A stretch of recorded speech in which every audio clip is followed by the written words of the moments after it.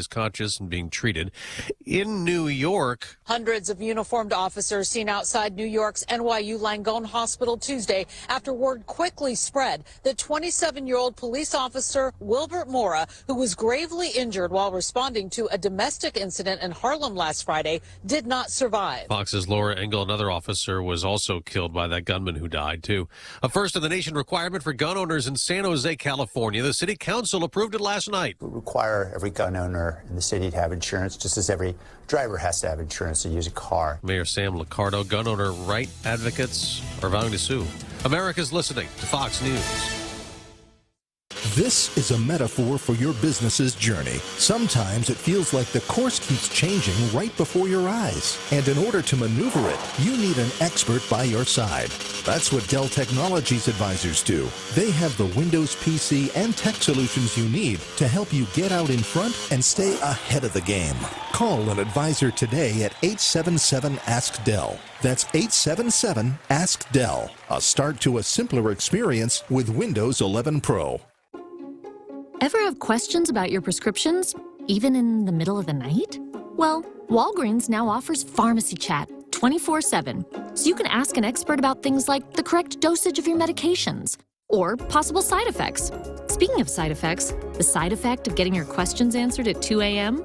Sleeping much easier for the next 6 hours. Try Pharmacy Chat today or tonight, online or on the Walgreens app. And now, award-winning news coverage with Brian Hauswirth on 93.9 The Eagle and 93.9theeagle.com. 93.9 The Eagle News Time with Robinson's Cleaners. Robinson saves you time. It is 6:03. It is a chilly morning here in mid-Missouri. 5 degrees right now. Our current temperature, we're expecting sunshine today, a high only of around 28. Tonight, cloudy skies, low near 22. Chance of flurries tomorrow.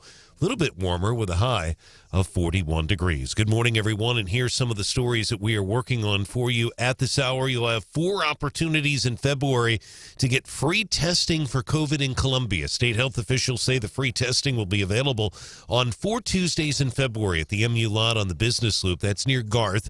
Those dates, February 1st, 8th, 15th, 22nd, from 10 a.m. until 6 p.m. Their drive-through events, you can find more information at health.mo.gov/community test. Now, speaking of COVID, we will learn details today about plans from the Columbia-Boone County Health Department on how they will release COVID numbers in the future. The health department did not release the numbers on Tuesday. They are seeing the highest number of cases they have had during the entire pandemic. Health officials say as they've seen an increase in positive COVID cases in the past few weeks, there's also been an increased workload for staff members. Health officials will unveil today how they plan to report information to make it feasible to staff members while still providing key data to the public. A Columbia man is under indictment this morning for first-degree murder for the November killing of a man north of town. 36-year-old Mark Eichenberger remains jailed without bond this morning. The indictment replaces earlier charges filed by Boone County prosecutors. Eichenberger is accused of killing Justin Stidham in early November. A Columbia woman convicted of the gruesome 2017 death of her husband is heading to state prison for 16 years, and she has also waived any appeal. 33-year-old Lindley Rennick must serve at least 85% of her sentence before she'll be eligible for parole. She will get some credit for time served at the Boone County Jail. Judge Kevin Crane addressing her in open court this week. He tells Rennick she's lucky because of the jury's recommendation, which he followed. You're going to get out in your 40s, and my 40s weren't too bad. I just hope you don't kill again. That's it. Audio courtesy of Court TV. They were in Columbia to cover the trial and the sentencing. Prosecutors say Rennick killed her husband, Ben, for money, sex, and freedom. Victim shot in the back of the head execution style, once to the jaw, several times in the back. The injuries were so horrific that Montgomery County Sheriff's deputies testified they originally thought a 500-pound anaconda had attacked Ben Rennick. And we will learn new details this afternoon about a $23 million new terminal being built at COU, Columbia Regional Airport. Airport Airport Advisory Board will meet today at 1. The new terminal under construction, expected to open this summer. Its main funding source, a hotel tax approved by Columbia voters in 2016. 93.9 The Eagle News is brought to you this morning by AirServe Heating and Air Conditioning, ensuring the air in which you live and breathe is comfortable and clean. For all of your heating needs, log on to airserve.com. 93.9 The Eagle News Time, 6:06.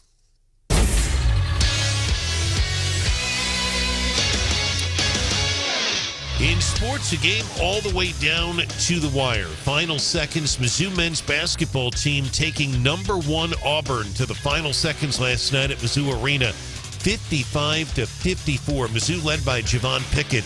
He was outstanding last night. Mizzou playing their hearts out. 17 points Javon had in the game, 6 rebounds.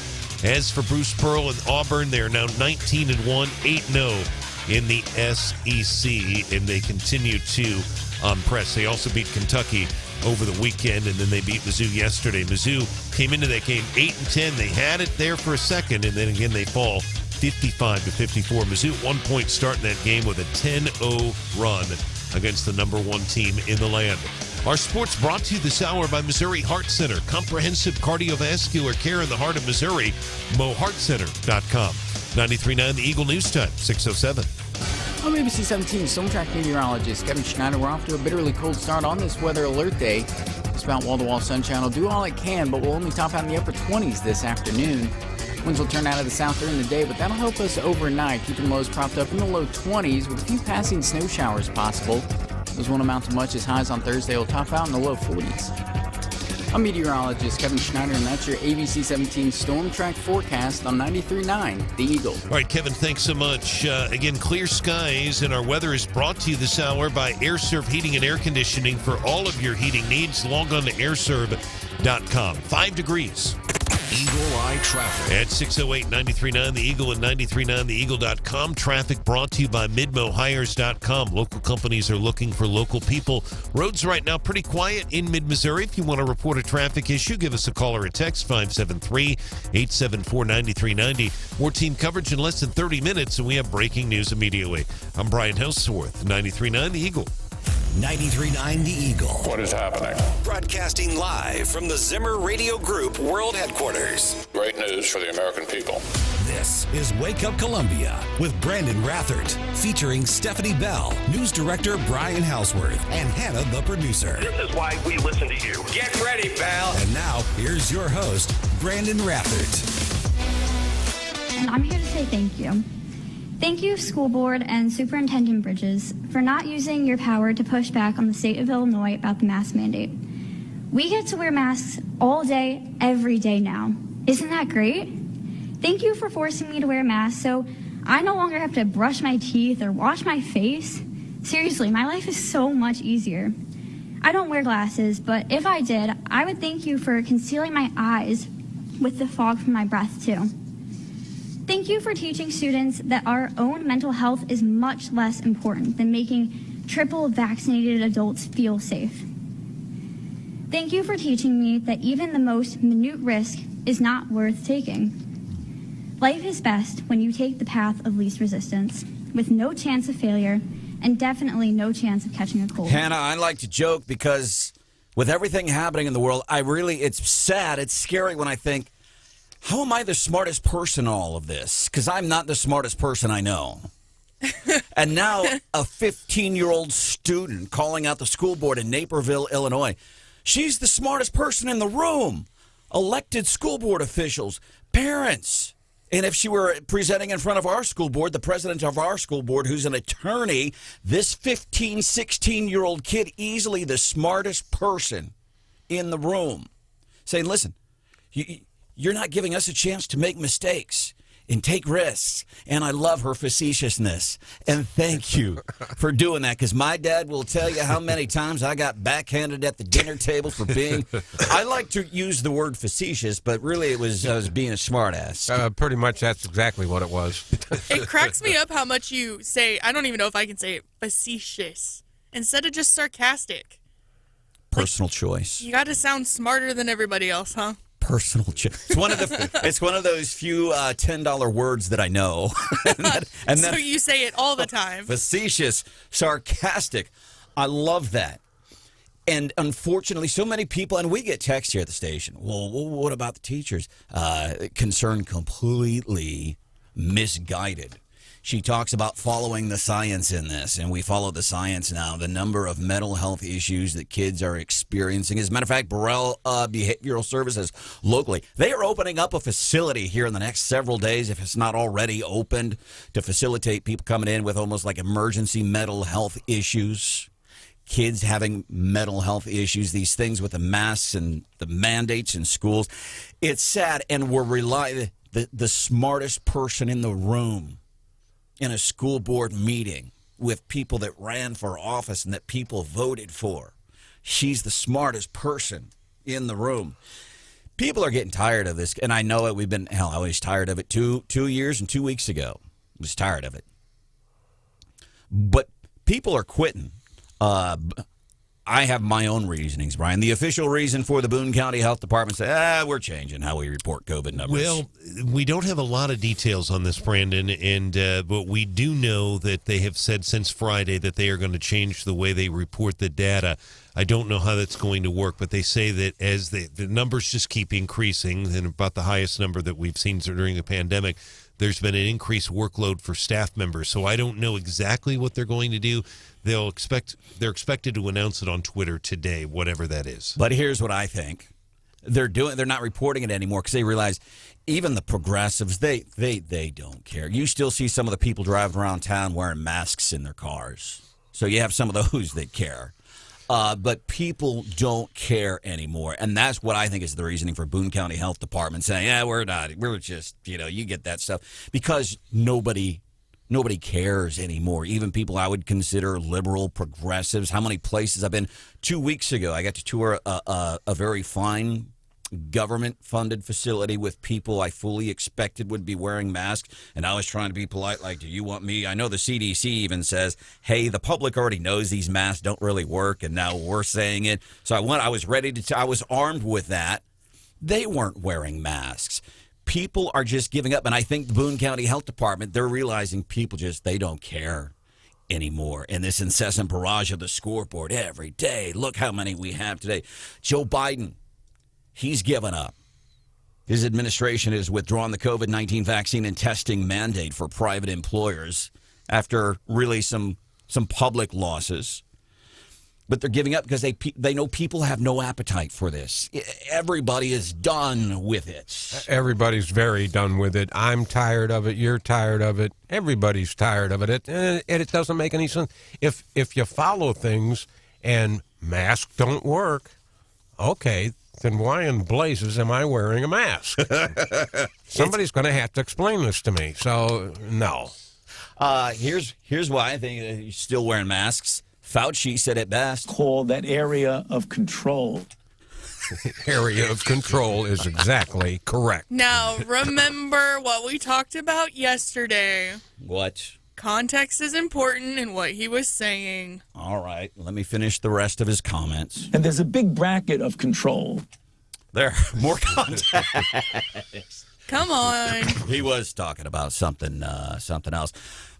In Missouri here, Missouri Chamber of Commerce has written a letter to Jefferson City saying, listen, this idea that you're going to enact legislation to tell businesses that they can't require their employees to be vaccinated, a little conflicted on this. Yeah, I don't like the idea that anybody would require you to be vaccinated. But shouldn't the businesses decide on this? Just let the businesses decide. Chamber of Commerce, not happy. So Missouri businesses are opposing bills that would prohibit employer vaccine requirements. And I always go back to freedom of choice. If the business, if they want to require it, do you let them? Or do you say, no, let those businesses decide for themselves? Here's a solution. Because Daniel Meehan, who's been on the show before with the Missouri Chamber of Commerce, they're asking basically that they just drop it's proposed legislation. They're asking that they drop it. They're saying just don't enact a law that says they can't do it. Don't hamstring businesses with that.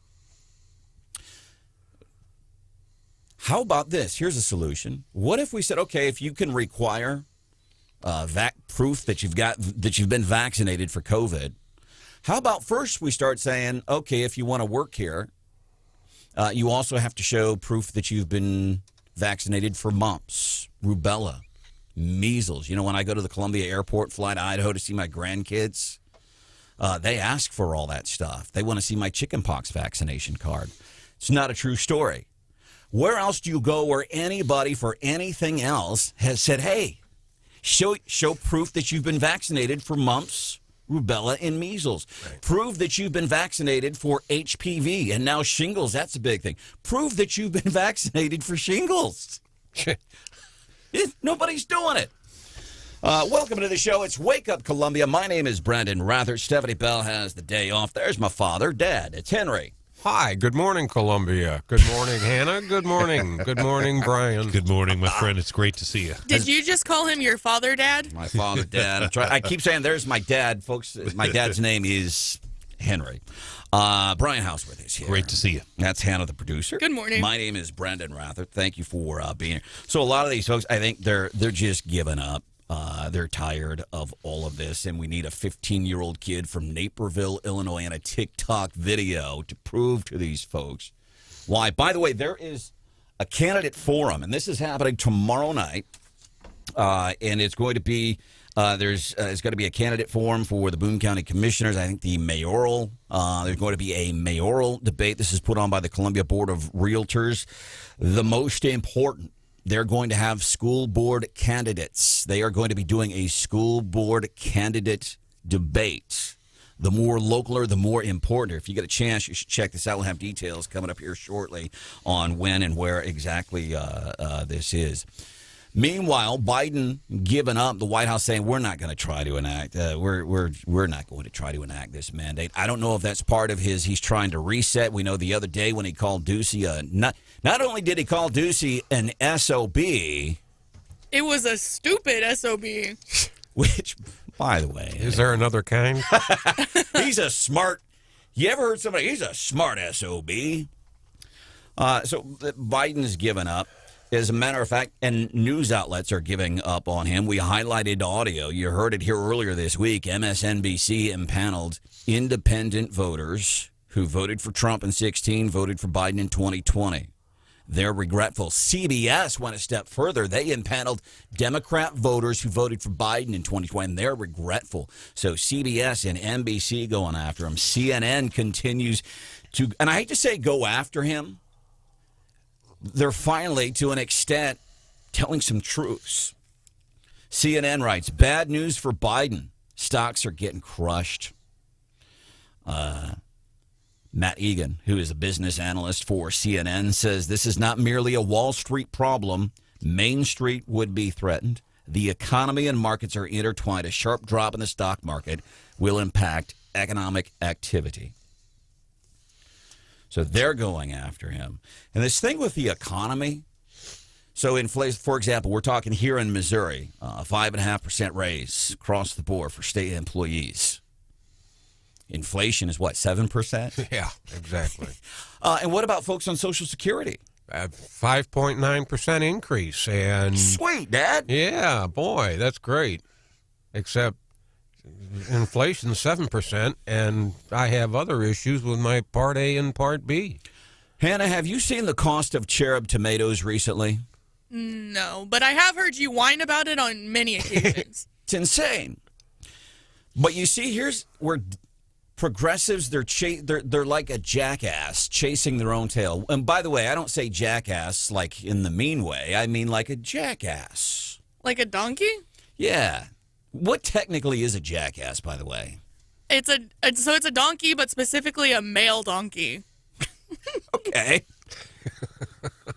How appropriate. You just had to throw that in there, didn't you, Hannah? I mean, Brandon's the one that went there. I'm just stating facts that I looked up on Google. Well, let me tell you how these progressives, they're jackasses chasing their tails.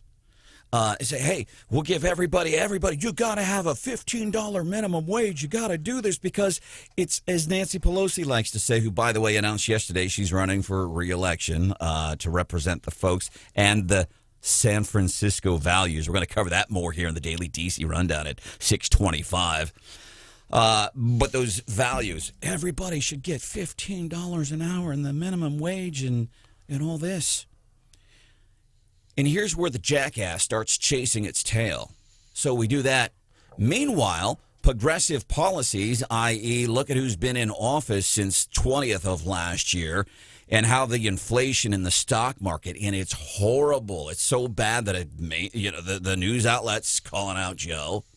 Great, we got all these people, and they're making now $15 an hour, and then we're going to plant some rose bushes and release butterflies, and it'll be utopia. But then also because of their policies, the stock market is crushing people. Oh, yeah. Does that make sense?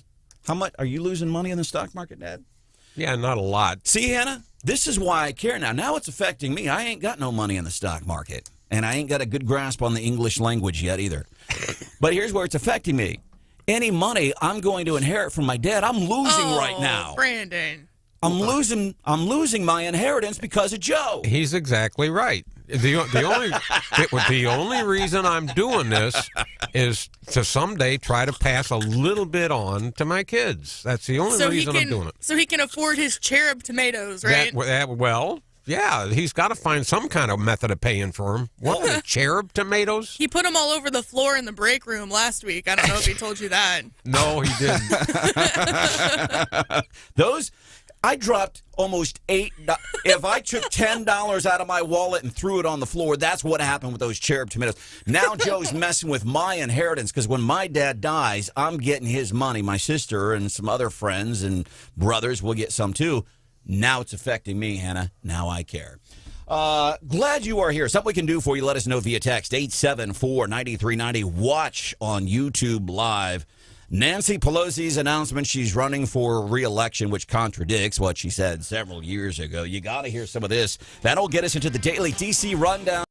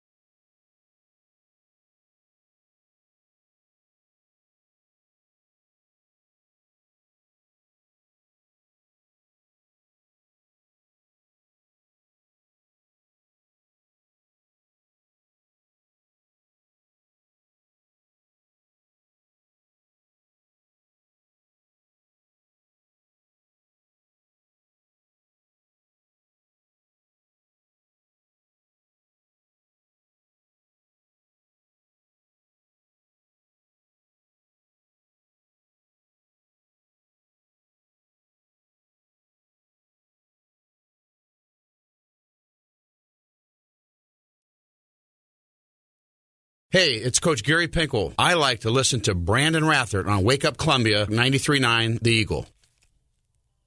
Hello, it's Nancy.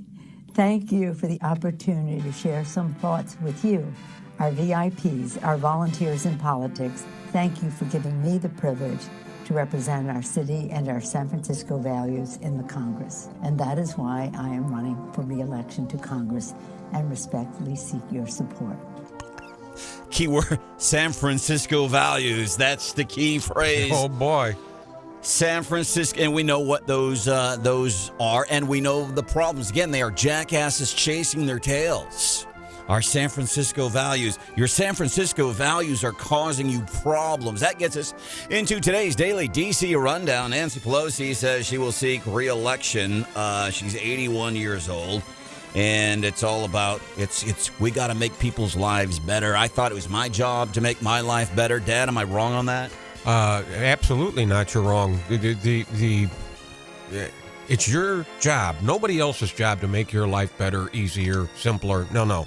Your job.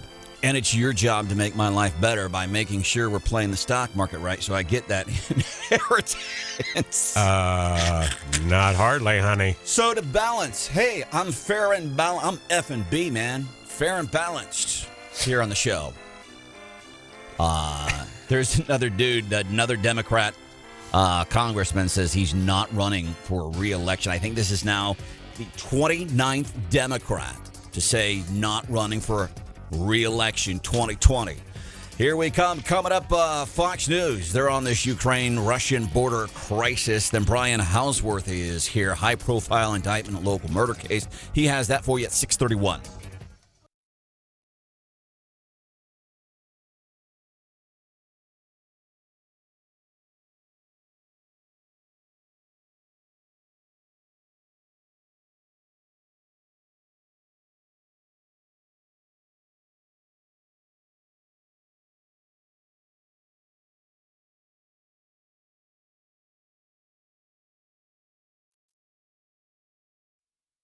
That weather check brought to you by AirServe Heating and Air Conditioning, ensuring the air in which you live and breathe is comfortable and clean.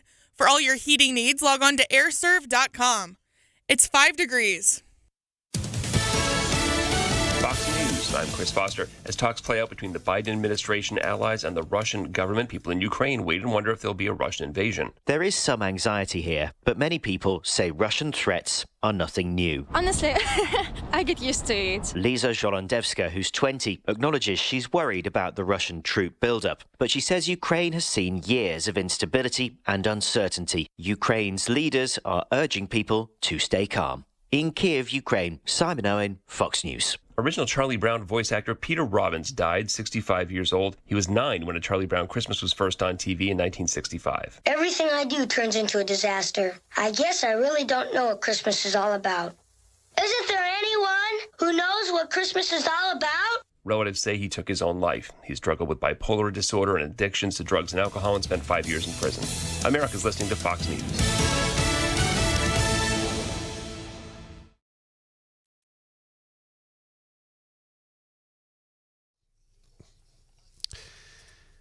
.939 The Eagle News Time with Robinson's Cleaners. Robinson saves you time. It is 6:31, 5 degrees right now in Columbia. It's 4 degrees in Jefferson City. It's going to be a cold one today. Sunny, a high of only 28 degrees. Cloudy skies tonight with a low near 22. Good morning, everyone. Here's some of the stories we are working on for you at this hour. Columbia Boone County health officials have been adjusting their process for reporting COVID numbers. Health officials have not released daily numbers since late last week, except to say they're continuing to see the highest number of cases they have had during the pandemic. They'll announce what they're calling a comprehensive update later today.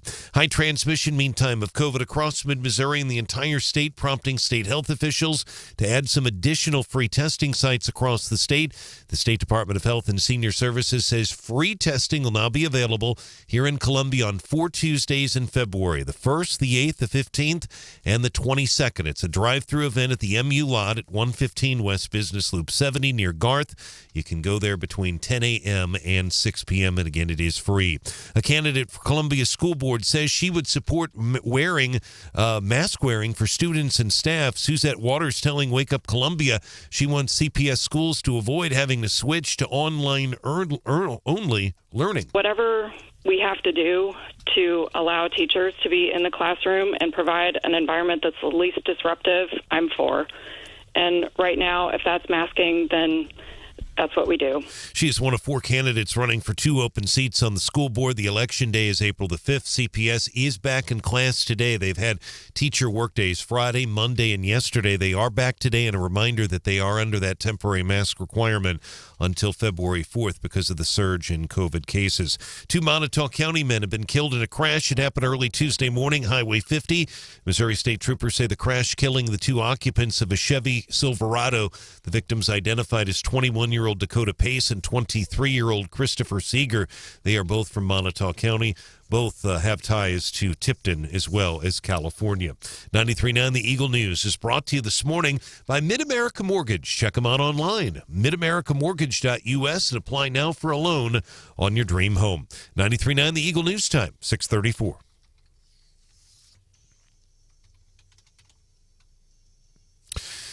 Turning our attention now to sports. Tough game last night for Mizzou, all the way down to the wire. They started on a 10-0 run in the first period. In the end, they fall to number 1 Auburn in the final seconds at Mizzou Arena, 55-54. Javon Pickett scoring 17 points for Mizzou. He had 6 rebounds. Bruce Pearl and Auburn's team now 19-1, 8-0 in the SEC. It doesn't get any easier for the University of Missouri. They're going to be making a trip to a familiar place, Ames, Iowa. Iowa State ranked number 23 in the land. They're always tough, big and physical. Big 12 action. Iowa State, of course, that game will be Saturday afternoon in Ames, Iowa. Our sports is brought to you this hour by Witt Print Shop, where your printed products are so much more than ink and paper. 93.9 The Eagle News Time, 6:34. Eagle Eye Traffic. And our traffic check is with MidmoHires.com. Local companies are looking for local people. MidmoHires.com. Find a job or post your job opening today. Roads right now pretty quiet in mid-Missouri. If you want to report a traffic issue, you can call or text us 573-874-9390. More team coverage in less than 30 minutes, and we have breaking news immediately. I'm Brian Hauswirth, 93.9 The Eagle.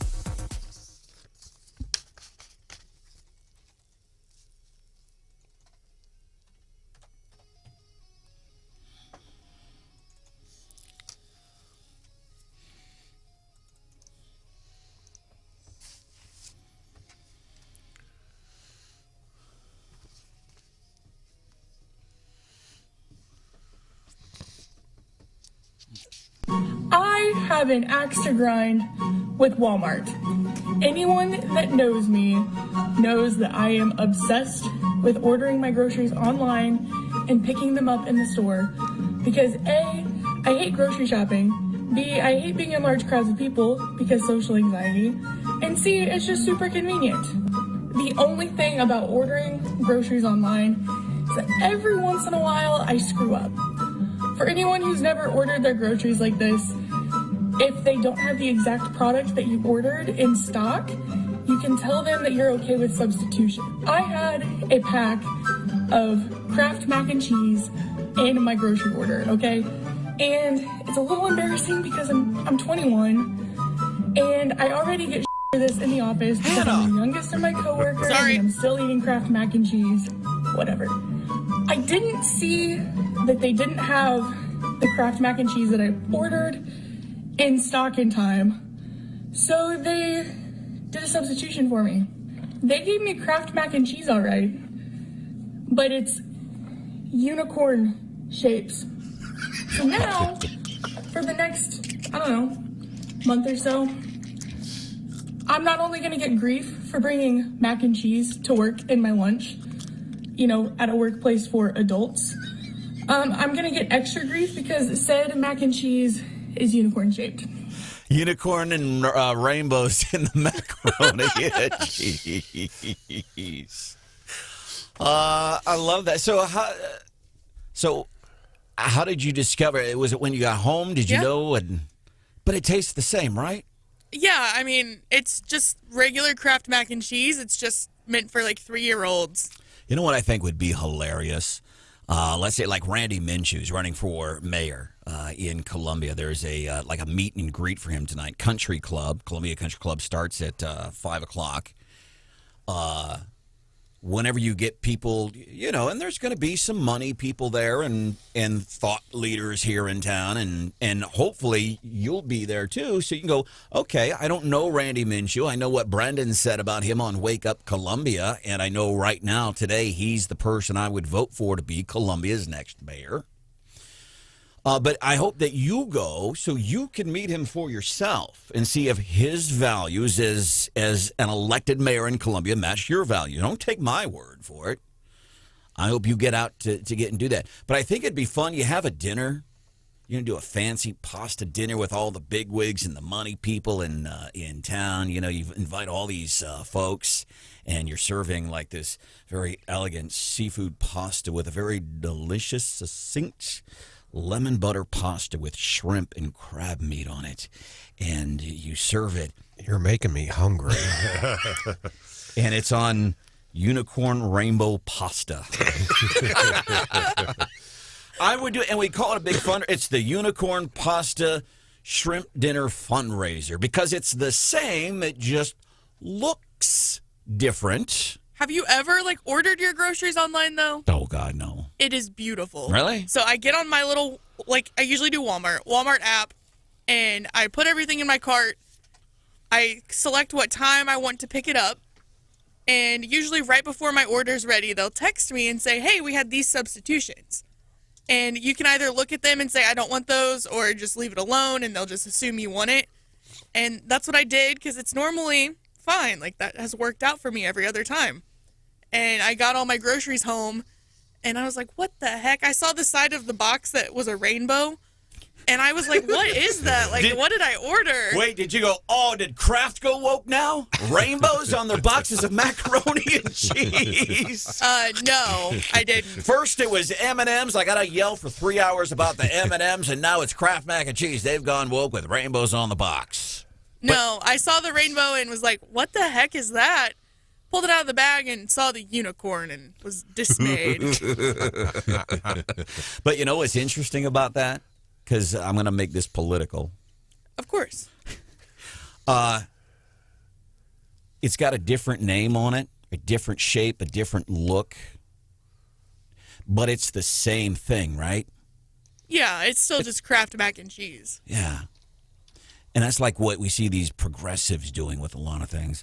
Well, we're gonna call it For the People Act. We're gonna call it voting rights.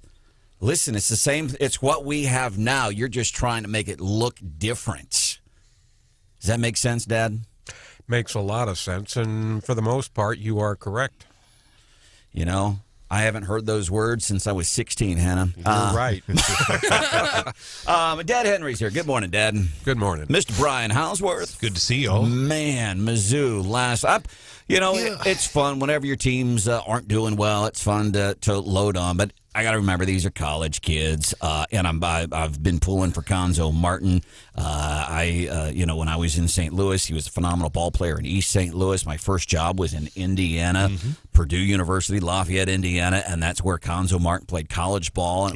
And to have him come to Mizzou, and I've had several dealings with him, walk by his house all the time when I'm not walking the neighborhood. He's a good guy, and I want so much for him to succeed. And last night, we almost had it, Hannah. Yeah, exactly. And he is taking criticism. There's no doubt about it. And it's especially, some of the fans are getting frustrated.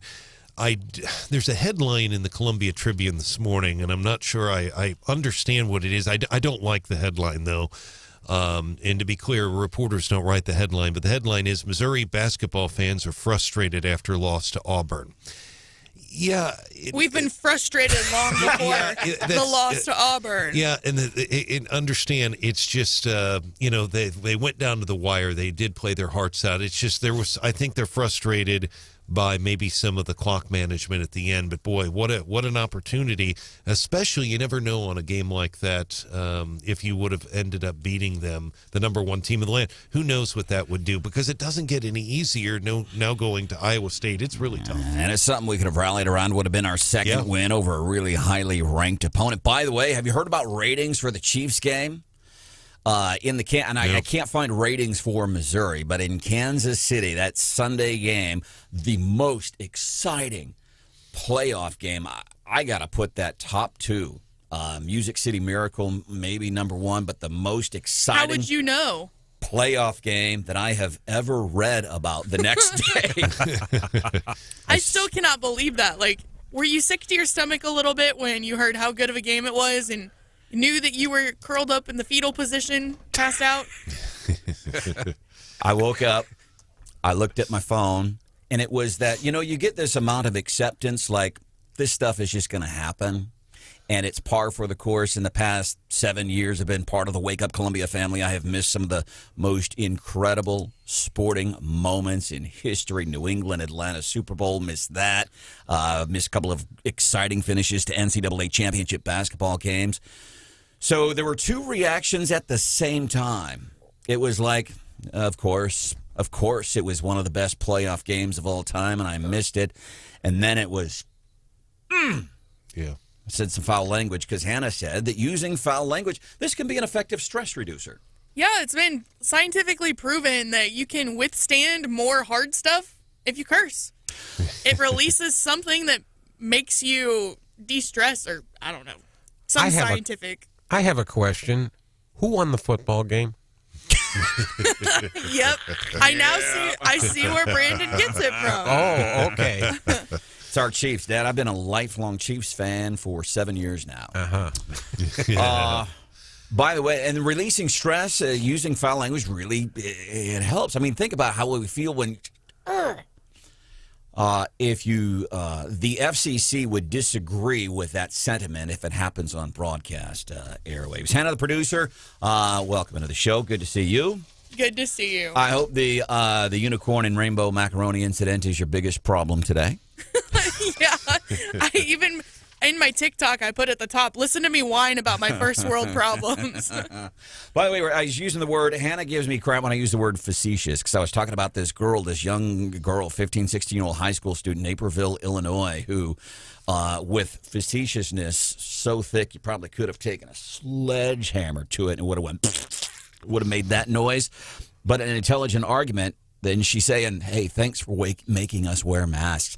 Thanks for not letting us make any of our own decisions. Thanks for not letting us stumble on whatever choices we make. Thanks for not letting us taking risks. So she's being facetious, and Hannah gives me a hat for using the word facetious. I think really I'm just jealous because I can't say the word very well. Interesting fact. Facetious, this is from a listener, 874-9390. Facetious uses all of the vowels in order. I haven't fact-checked that yet. I have a question. Can you spell the word facetious? F-A-C-E-T-I-O-U-S.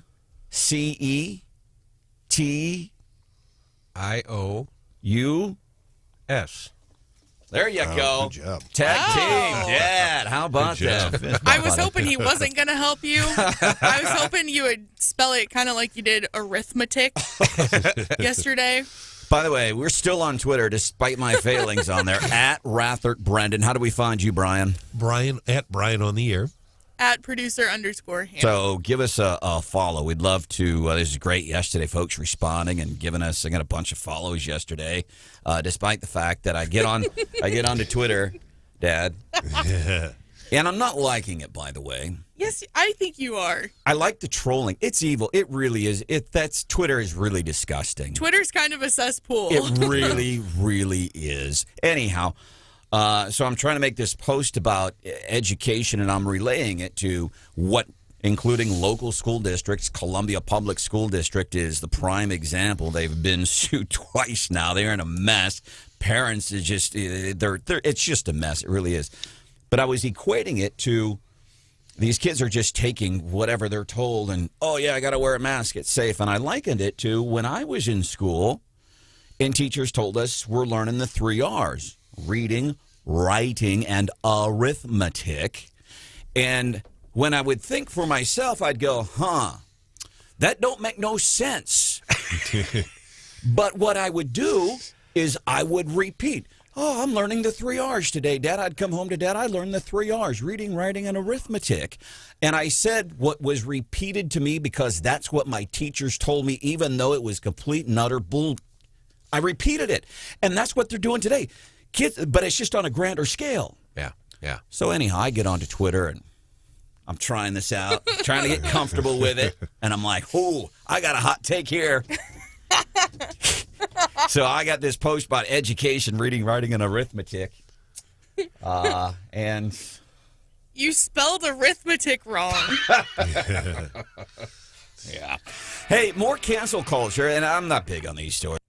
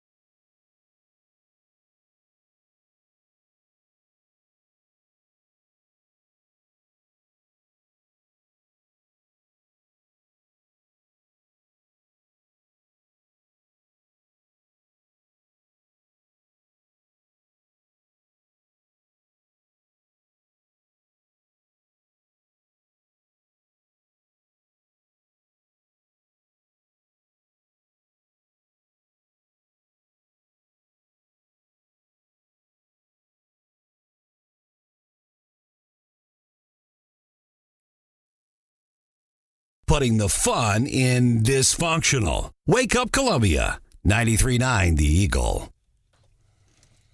Hello, it's Nancy. Thank you for the opportunity to share some thoughts with you, our VIPs, our volunteers in politics. Thank you for giving me the privilege to represent our city and our San Francisco values in the Congress.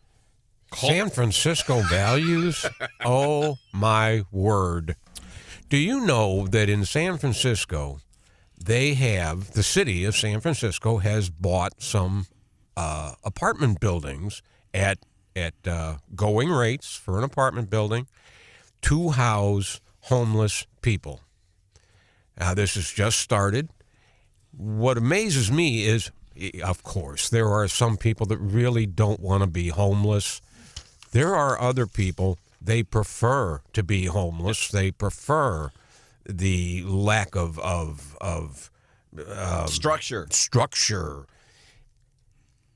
I am waiting, 6 months from now, maybe longer, but probably not, to find that those buildings that the city now owns are totally destroyed, and those homeless people are all back out on the street doing what they've been doing. That's a value? San Francisco values. Pelosi announcing she's running. And by the way, that happens here too. Even the warming shelter at Wabash, the money that the city has had to dump into that thing, because even when they open it up for the night, they've destroyed bathrooms, they've caused issues, then they have to have security, and then they got to bring in the porta potties. It's just insane. And the idea, we're going to build a homeless shelter, and again, the roses, and we'll release butterflies and doves, and you'll just hear, harps in the background, and there's going to be rainbows every day like Hannah's macaroni and cheese. It does not happen. And these people, again, Hannah, I go back to, how can I be the smartest person on this stuff? Having a conversation with Sean via text, and he's thinking, because I'm telling him, Sean's making it simple. Risk versus reward as it relates to, for example, hey, wear the mask, don't. Risk versus reward. You might get a cold. You might even get the Omicron, which is basically an enhanced cold. Risk versus reward. And I'm telling Sean, I'm like, yeah, well, how are we the smartest people? And he thinks he's asking me, he says, are you being facetious? Good callback, Sean. We appreciate you, buddy. 874-9390. 874-9390 if there's something we could do for you on text. So, coming up here at 7 o'clock, Fox continues to follow what's happening at the Ukraine-Russian border. The other thing we're watching, what about China and Taiwan? Because as Professor Alan Sachs laid out for us very clearly here on the show yesterday, listen, and we know, we've been telling you for a year now, Stephanie and I have. She's off today. We've been telling you for a year we look bad on the worldwide stage. You're weeks into a presidency, and China tells you to your face, you ain't coming at us from a position of strength. You made France mad. All that stuff. The idea that China goes after Taiwan in a concerted effort, not just by chance, by the way, because John Feiner, he is the deputy NSA director for Joe. He's spewing the bull. The United States has been very clear that it considers North Korea's missile test to be provocative, to be a threat to peace and stability. We have taken action with regard to sanctions. Just in recent days and weeks, we have taken action at the Security Council, and we will continue to provide all manner of reassurance to our Asian allies, in particular the South Koreans and the Japanese, with regard to these tests. But I don't see these issues as connected in any way. I don't see these issues as connected in any way. Well, they've been connected since January 20th, 2021. And again, here's the problem. People are going to see this, and people that aren't as smart as us, they're going to go, oh, yeah, this is stuff. There's no coincidence. Yes, it is a coincidence. It is two other world superpowers trying to provoke Joe because we have put ourselves in a position to be provoked by these people because we put Joe in office. Fox will have more on that than Brian Hauswirth is here. Man, what a heartbreaker. Number one team in the country in Columbia last night. How did the Tigers do? We have that for you at 7:03.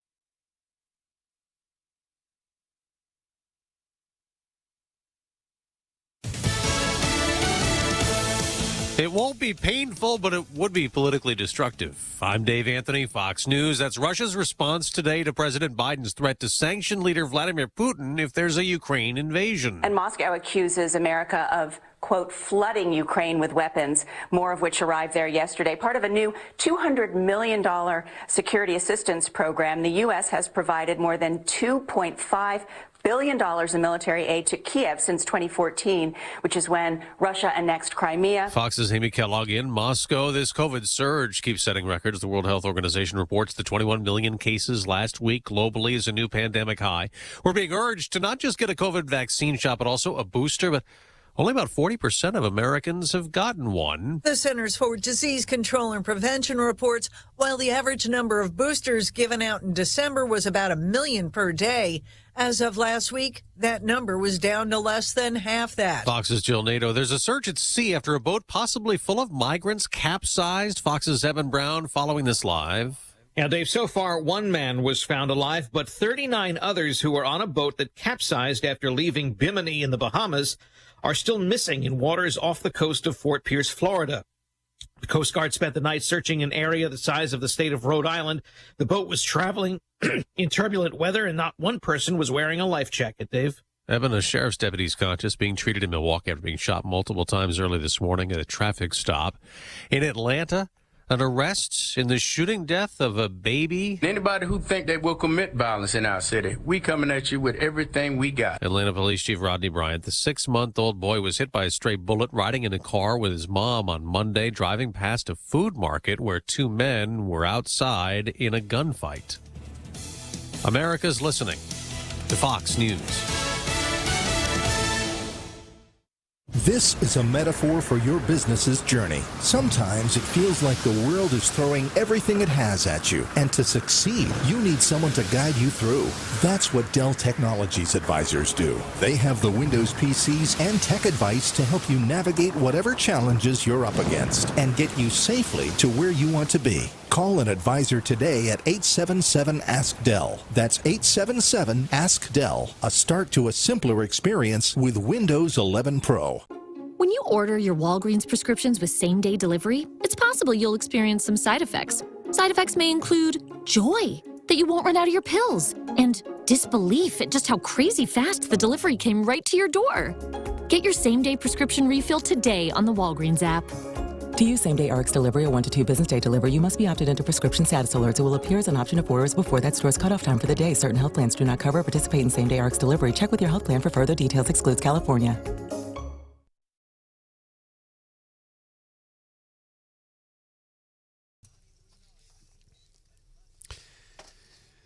.939 The Eagle News Time with Robinson's Cleaners. Robinson saves you time. It is 7:03, 5 degrees right now. In Columbia, it's 4 degrees. In Jefferson City, it is a chilly morning, no question about that. We're expecting a high today only around 28 degrees. And again, a reminder that the shelter, the Wabash bus station, closed to the people who needed it at 6 o'clock this morning. It will reopen tomorrow night because we're expecting another cold blast into tomorrow evening. Your full forecast coming up here in just a moment. Good morning, everyone. Here are some of the stories we are working on for you at this hour. We will learn new details this afternoon about a $23 million new terminal being built at Columbia Regional Airport. The Airport Advisory Board will meet today at 1 City Hall. The new terminal under construction is expected to open this summer. Its main funding source is a hotel tax approved by Columbia voters in 2016. COU's current terminal was built in 1968. Columbia Mayor Brian Trace predicts the new terminal being built at COU will expand economic development. You'll have 4 opportunities in February to get free testing for COVID in Columbia. State health officials say free testing will be available on 4 Tuesdays in February at the MU lot on the Business Loop. That's near Garth. Those dates, February 1st, 8th, 15th, and the 22nd, 10 a.m. to 6 p.m. Those are drive-through events. You can find more information, health.mo.gov/community test. We will learn new details today as well about some plans from the Columbia-Boone County Health Department on how they'll release COVID numbers in the future. Health Department did not release numbers on Tuesday, but they do say they're seeing the highest number of cases they have seen during the entire pandemic. They plan to release their plan and how they report their information a little bit later today. today. A Columbia man is under indictment this morning. First-degree murder, the November killing of a man north of town. 36-year-old Mark Achterberg remains jailed without bond this morning. The indictment replaces earlier charges filed by Boone County prosecutors. Achterberg accused of killing Justin Stidham in early November. You'll recall that Achterberg fled to Iowa after the November murder. He was captured by authorities in the Hawkeye State. He did appear in Boone County Circuit Court in December. Judge Gonzalez rejecting bond efforts that day. She cited his murder charge, his record of convictions dating back to 2004, and the fact that Achterberg had to be extradited back to Missouri from Iowa. Governor Parson had to personally get involved in this case to sign paperwork to get this man back. A Columbia woman convicted of the gruesome 2017 death of her husband is heading to state prison for 16 years and has waived any appeal. 33-year-old Lindley Rennick must serve at least 85% of her sentence before she is eligible for parole. She will receive some credit for time served at the Boone County Jail. Judge Kevin Crane telling Rennick she is lucky because of the jury's recommendation, which he followed. You're going to get out in your 40s, and my 40s weren't too bad.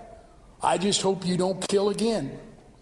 That's it. Audio is courtesy of Court TV. They were in Columbia for the trial and to carry the sentencing live nationwide on Court TV. Prosecutors say Rennick killed her husband, Ben, for money, sex, and freedom. He was shot in the back of the head, once to the jaw, several times in the back. The injuries were so horrific, Montgomery County Sheriff's deputies testified they originally thought a 500-pound anaconda had attacked the victim, Ben Rennick. And Missouri State Troopers urging you to buckle up after that double fatality crash in mid-Missouri's Montauk County. The crash happening just after midnight Tuesday, Highway 50. It killed two men from California, Missouri, who also have ties to Tipton. State Troopers say 21-year-old Dakota Pace and 23-year-old Christopher Seeger were ejected when the vehicle they were in overturned. They were both pronounced dead at the scene. The patrol's crash report says neither man was wearing a seatbelt. 93.9 The Eagle News brought to you this hour live by The Candy Factory. The Candy Factory helps you celebrate January birthdays with tasty treats and delicious handmade chocolates and candies. The Candy Factory online.com. 93.9 The Eagle News is brought to you again by The Candy Factory, and our news time is 7:07.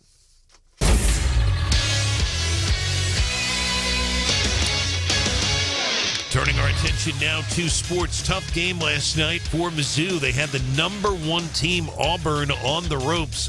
Just could not pull it out. The game literally going down to the final seconds at Mizzou Arena here in Columbia. Final score, number one, Auburn beating Mizzou 55-54. Mizzou led by Javon Pickett at 17 points, 6 rebounds in the game. Auburn now 19-1, 8-0. in the SEC. They have also won 16 straight games. Mizzou is back in action. Another tough one on the road coming up on Saturday. They will be in Ames, Iowa to take on the Iowa State Cyclones, who are right now ranked at number 23 in the land. Our sports brought to you this hour by the ServiceMaster Clean Company of Columbia. Adam Kinser, ServiceMasterofColumbia.com, or you can call him at 573-443-8383, ServiceMasterofColumbia.com. 93.9 The Eagle News Time, 7:08.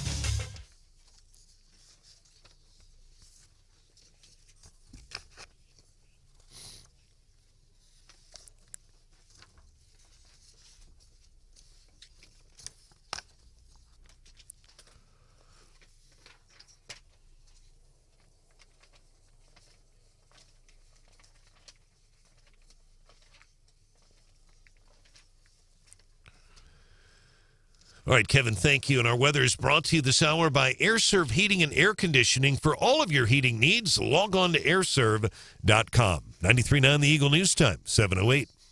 Eagle Eye Traffic. And our traffic check is with MidmoHires.com. Local companies looking for local people. MidmoHires.com. Roads right now quiet in mid-Missouri.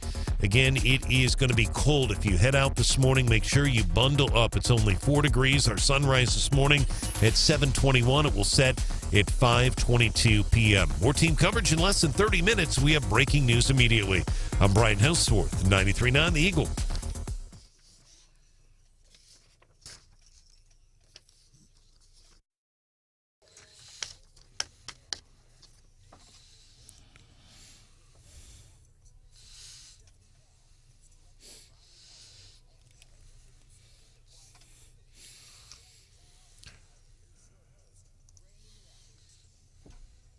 week here. Well, January. I think that people decide the earnings are bad, that the Fed's going to tighten, that the Russians are going to invade, that a lot of the companies that have come public are not worth anything, that there's been very little takeover activity other than Kohl's, which we'll talk about. Well, I remember an Activision. I'm not negative. I'm trying to give you a positive scenario here.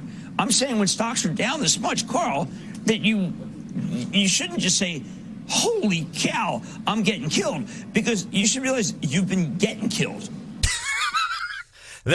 There's some hope for you to lead off. Hope? I'm not sure that's the word I would use. It's reality for a lot of people, man. Have you been looking at your stocks? Have you been paying attention? And I bring this up because, and listen, I have, unless it's in my retirement plan with the Zimmer family, I do have stock money in the stocks, Hannah. Probably. Yeah, that's how your retirement plan works. They were just putting it under the mattress, and then after my 30 years here, they'll take that money out from under the mattress and then give me an extra $100 to say I got some interest. That's how I thought that worked. Not quite. Not exactly, no. And that's why I'm not in the stock market that I know of. Man, I'm hearing more, and this happened yesterday. 2 salt-of-the-earth people that live in different zip codes than I do. Literally and figuratively. Does that make sense, Hannah? They live in a different zip code than I do? Like, they're well-to-do. They got more money than I do. That's what I'm trying to say. Okay. Yeah. You should have just came out and said that. Because I thought it would sound rude, you know? Say, That's never stopped you before. And that's what people are talking about when they're going to the gym, when they're going to the grocery store, when they're going to happy hour after work.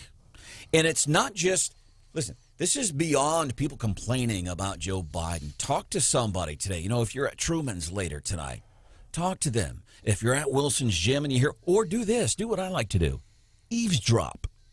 You know how much you can learn by eavesdropping in on other people's conversations? Hold up. You can't hear worth a crap. How the heck are you eavesdropping on other people's conversations? I take what I think they're saying and spew that as the truth. Oh. I always told all of you kids, shut up and listen. You'd be amazed at what you learn. Yeah, sit in a restaurant or a bar or whatever and just listen to other people, and you probably would be very amazed at what you might learn. And it's not even though we know who is at fault, it's not about him. It's about, see, it's real. That's what I'm trying to tell you. It's so real. My inheritance from my dad is affected now, Hannah. Oh, by the way. Yes. We got a Facebook comment regarding your comment earlier about your dad's money. Yeah. Holly says, spend it, Dad, and have fun. Well, thank you, Holly. You're my new friend. That's my dad, Henry. Good morning, Henry. Good morning. There's Mr. Hauswirth. Good to see you. Hannah, the producer, is here. What up? Stephanie Bell has the day off. If there's something that I can do to be of service of you today, I'm really glad to help. 874-9390. And if there's something I can do and you need some help, I'll make sure that it gets assigned to Hannah or Brian, and they will do whatever they can for you. But these are real things. I mean, seriously, I'm talking to more, and it's funny because I don't, and I hate to say this, I'm supposed to, know everything, and I don't, and I've come to grips with that. But I don't try to pretend like I know everything. I've evolved on a couple of issues recently. 2 big issues I've actually evolved on recently, I think. Like what? Because I've shut up and listened. And because I have an open mind. Family homelessness.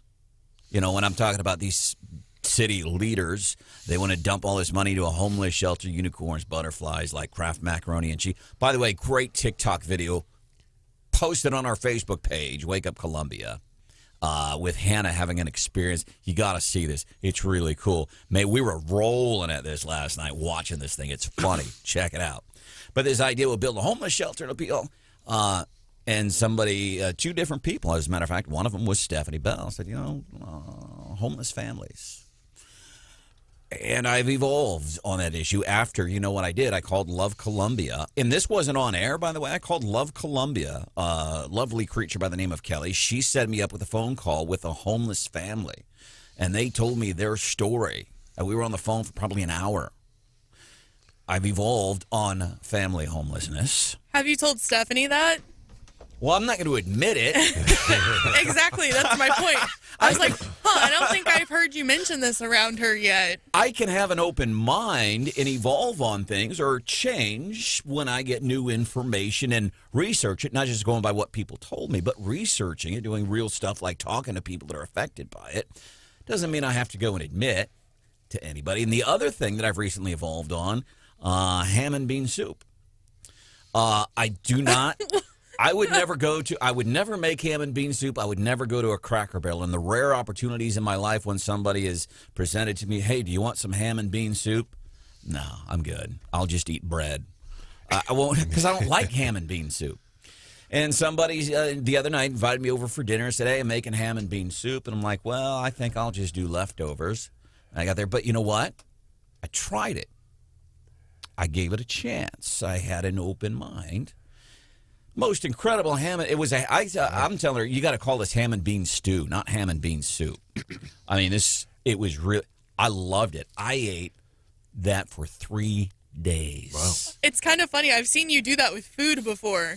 You say you don't like something, and then you, like, all of a sudden magically keep eating it. Yeah. It's kind of like, remember last Christmas when my mom brought us a cookie platter? And you're like, I don't really like sweets that much. And how many cookies did you eat just sitting there talking to my mom? Like 27. 4? You know, I did that very thing last night. I said something about hating. We were with a friend, and I said something about I hate green vegetables. I don't eat them. And gee gosh, there were green beans on the table. But I tell you what, they were good. I had 2 helpings. Sorry, Dad. Hannah and I we're laughing because we love, I'm guessing this is what Hannah's laughing about. We love how you definitely covered while we were at one of your friends'. It's an evolving situation, that is. And you've had to circle back a couple times. And my dad trying to delicately tread around. I'm sorry. Go on. What were you saying? I forgot now. He tried green beans. 874-9390,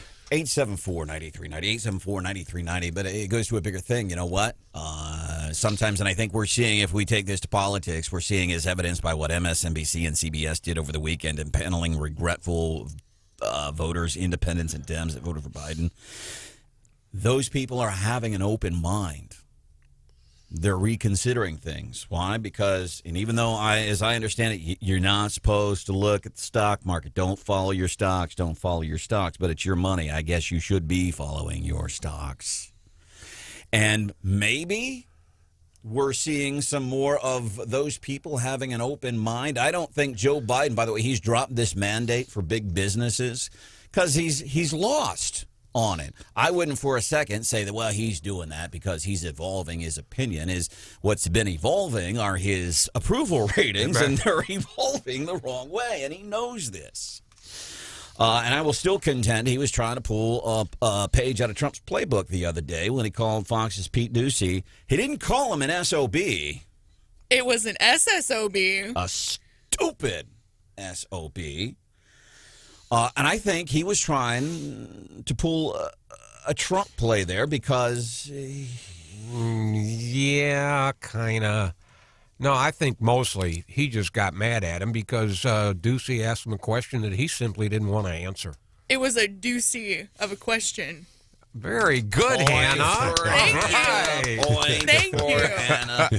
Hannah. So they're not evolving. As a matter of fact, one of our listeners, Kim, says, so the news outlets like CBS and NBC that went after Biden by impaneling those regretful voters, they're saying they're doing that so they can get Kamala into the Oval Office. No. Even quicker. No. I like where Kim's head is at. By the way, before we move forward, we do want to get into What's Hot with Hannah at 7:25 here on 93.9 The Eagle. Hauswirth, 7:35. We'll cover some things in Jefferson City. Redistricting is on there.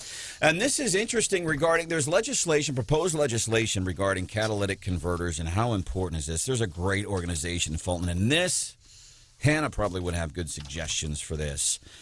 There's a great organization in Fulton, and I think it's called Serve, but they do a bunch of things to help not just give folks a place to live or give them food every day. They help folks to become more self-sufficient. One of the things they do is they help give folks rides to jobs and things like that, and they've got several vans on their property. This according to ABC 17, and apparently somebody went in and sold 5 catalytic converters from these people, and it just... it's one of those, that, people who abuse animals and people who steal from charities, people that steal from these organizations that are trying to do good things. I get mad. You could do some big major crime. I get more mad that you would rip off a charity. Well, locally, Cars for Heroes, it might have been last year, they had some tires stolen off of a car that they were trying to fix up for a local hero. Yeah, and that affected us. This is Carol Lewis. She is transportation lead with Serve in Fulton. For a lot of these people, we are their only mode of transportation. Where we prided ourselves on being able to help anybody, we can't do that right now. So it's not even the financial thing when I hear there. It's not even that financial thing. Yeah, we're going to have to pay couple $1,000 to replace catalytic converters in those passenger vans. And if anybody can do anything to help them facilitate that quicker, I don't know where they are. I've tried reaching out to them this morning. I can't find this Carol Lewis. If you should happen to know Carol Lewis or know somebody at Serve this morning, please have them text us. Or you can text us if you have the contact information, 874-9390, because I'd like to do something so they can get back to going. It sounds to me like it's not even about the fact, hey, we're going to have to replace this money, but because of what these crooks did, we're not going to be able to help people today. And that happened here in mid-Missouri. That breaks my heart. What's hot with Hannah today? Well, you mentioned animal abuse, and it's kind of related to it. It involves a squirrel. Did you see this story? So this is a blast from the past. This is a story, this is a story we covered several years ago when I've seen this. We had a field day with this story, and there's an update to it. Hannah has that for you. What's hot with Hannah? We'll do that coming up 7:25-ish. Yeah, right. On 93.9 The Eagle. Carry on my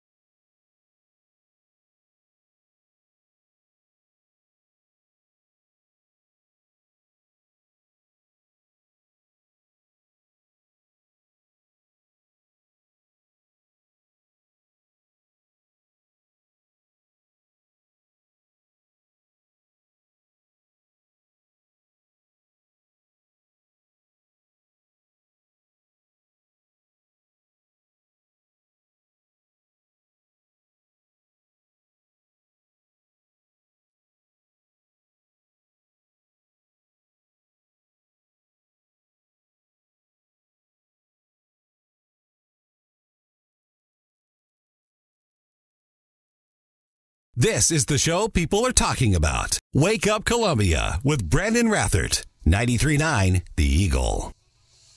I firmly believe that it's time for new leadership in the House Democratic Caucus. I think it's time for new leadership throughout the Democratic Party.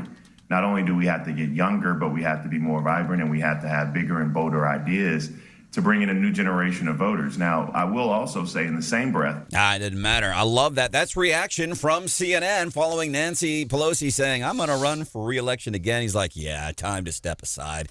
We need to be messaging to different people, a younger generation, which is something I've whined about. Is it fair? Do I whine about it, Hannah? Sometimes. We need to, I think, as conservatives, independents, libertarians, we need to message to a different generation. Yes. I've been saying that for a long time. And here's why. Because I believe it. That's why. 7:25-ish, which means it's 7:28. Time for What's Hot with Hannah. You apparently might know more about this than I do, which doesn't happen very often for What's Hot with Hannah. But an Alabama man has been accused of keeping a squirrel that he fed meth to be like his personal attack squirrel. He's been arrested. And you're nodding your head like you know the background on this. Yes. The meth the meth smoking squirrel. I think it was Georgia several years ago, and when some of the other Wake Up Columbia family members, Laura Nowser, Brad Trinaga, were still apparently this dude and his squirrel man, they'd get together and they'd do meth, and he was getting arrested probably for doing meth, and the law goes into his, and he's got this squirrel that's just so what's the update on that? Well, there is no update on this article. We might be talking about two different meth squirrels, believe it or not. There's more than one? There might be. It's kind of, I mean, it's messed up, but I'd be lying if I said I didn't laugh a little bit at it. What's happening right now at Ukraine and Russia at the border there, and how is this going to affect us here at home? Fox is on this coming up 7:30. Then Brian Hauswirth is here, heartbreaker in Columbia last night. Number one team in the country comes to visit us. A couple of Montauk County men in a pretty serious car crash. We have that story coming up for you here on 93.9 The Eagle. By the way, got a hold of the folks from Serve in Fulton. How can we help? People stole catalytic converters from their vehicles overnight. They're joining us here 7:35.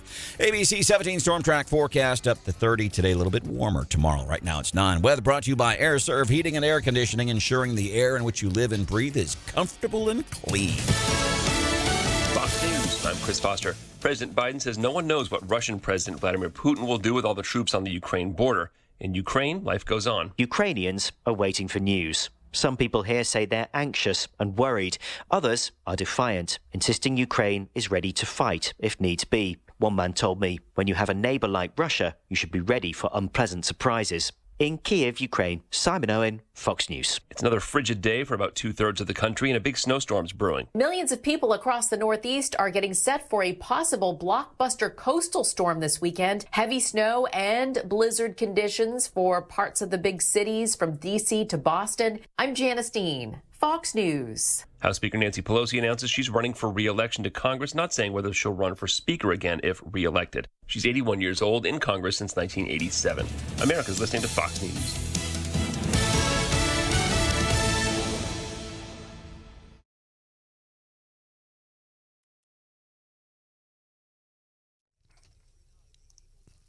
.939 The Eagle News Time with Robinson's Cleaners. Robinson saves you time. It is 7:31, a chilly morning, 5 degrees right now. In Columbia, it's only 4 degrees. In Jefferson City, it's going to be sunny. Today's high 28. Increasing clouds tonight with a low near 22. And tomorrow, a chance of flurries before 8 o'clock in the morning. And cloudy, a little bit warmer tomorrow. Not much, with a high of 41 degrees. Good morning, everyone. Here are some of the stories that we are working on for you at this hour. In this 7 o'clock hour, a Missouri House Committee will hear testimony here in a few hours at the Capitol in Jefferson City on a bill involving daylight saving time. The bill is from St. Louis County Republican Michael O'Donnell. It involves Missouri and neighboring states getting together and passing a bill that would be called the Daylight Saving is New Standard Time time pact. Once Missouri and 2 bordering states passed the bill entering into the pact, each state would permanently switch their clocks to daylight saving.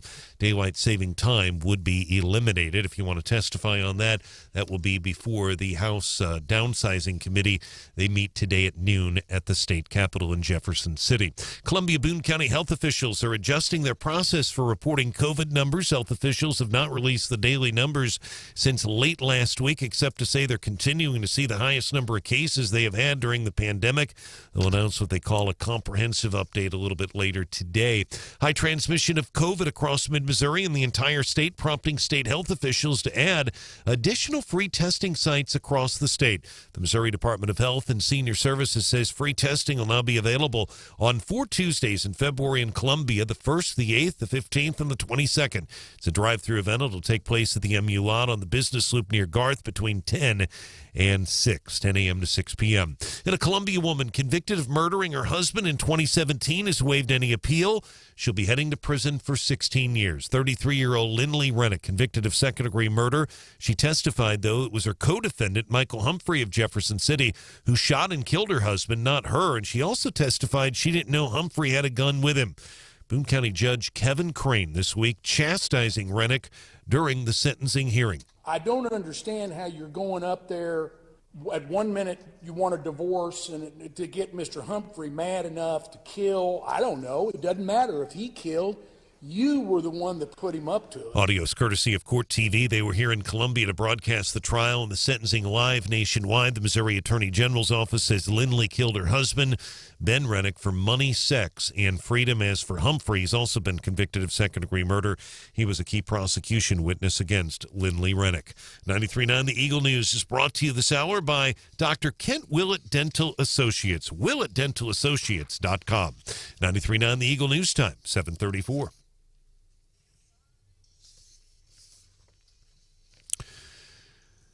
Turning our attention now to sports. The Mizzou men's basketball team taking #1 Auburn to the final seconds last night at Mizzou Arena in Columbia, down to the final wire, and Mizzou ends up losing that game 55-54. Auburn now on the year 19-1. They are 8-0 in the SEC. One other quick sports note. For those of you who live in the Southern Boone School District in the Ashland area, there will be a $3 million no tax increase bond issue on the April ballot. And a lot of this does have to do with aging sports facilities. Some of the funding would be used to resurface the track, install new artificial turf there in Ashland, and replace the scoreboard and the sound system at the high school outdoor stadium. That track, we're told, is more than 20 years old, that the high school and middle school are not able to host track events as well as conferences or districts. And the field apparently also causing problems for the soccer team because it cannot handle the water. That is according to officials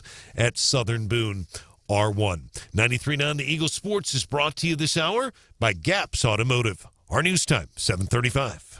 Eagle Eye Traffic. And our traffic check is brought to you by MidmoHires.com. Local companies are looking for local people. MidmoHires.com. Find a job or post your job opening today. Roads right now pretty quiet here in mid-Missouri. If you do want to report a traffic issue, you can call or text us 573-874-9390. More team coverage in less than 30 minutes, and we have breaking news immediately. I'm Brian Hauswirth, 93.9 The Eagle.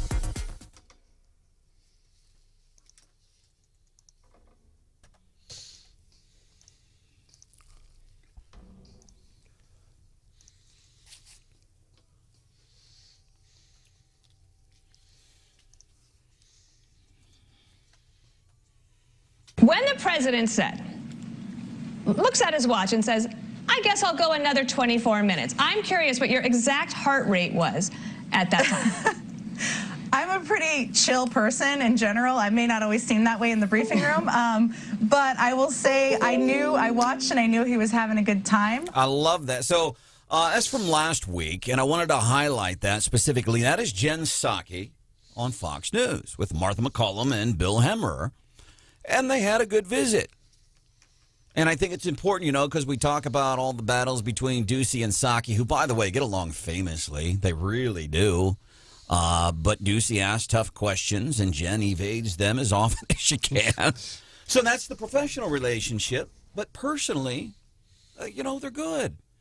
And I thought it was important to highlight that, Jen Suck, and I thought, great question from Fox. Instead of, and they talked politics in it, but at the end, it's like, what was your heart rate like when Joe said, hey, I'm going to start freewheeling here? So we know what that was like. And another good thing I want to mention, Columbia Public School District, apparently whenever homeless families have issues, I've heard this from more than one person now, Columbia Public School District, when they're dealing with the kids, they're incredibly helpful. Because if you're homeless, it's one thing. When you're homeless and you've got kids and you're trying to get to school and feed them and find a place to live and do whatever, apparently more than one person has said, listen, Columbia Public School District, they go out of their way to help in situations like that. And I think it's important that we know that. I'll move forward without comment here before I get out. Hannah's already digging out my soapbox over there because we're talking. By the way, there is a candidate forum tomorrow afternoon, and it's going to be featuring school board candidates and then I think Boone County Commission candidates for presiding commissioner.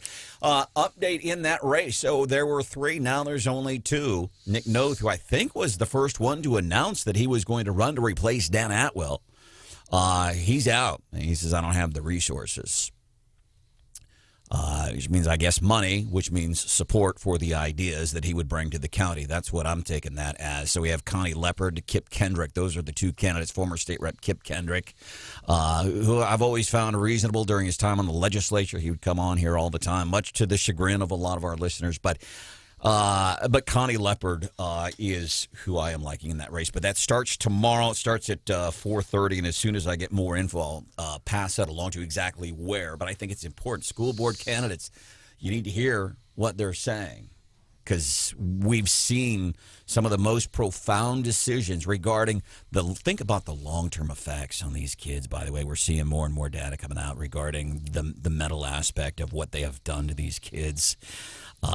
These are going to have the decisions that the people that are elected on that school board right now, today, they're listening, I'm guessing, to Wake Up Columbia here on 93.9 Eagle, decisions they have made and continue to try to force.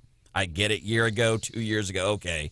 But now, yeah, those people that are heading to work, school board members that are listening right here, and some of them voted, the way of, hey, let's let give kids some choice and stuff like that. That's happened a few times.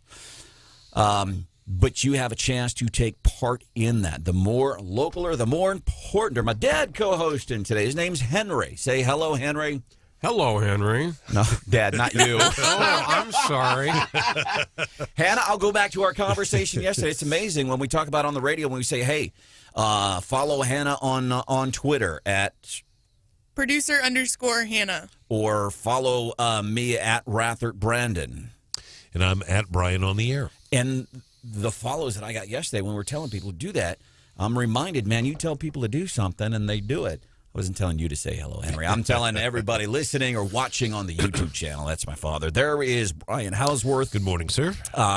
This next story I have, man, I get mad about this stuff. I haven't been this mad since a week ago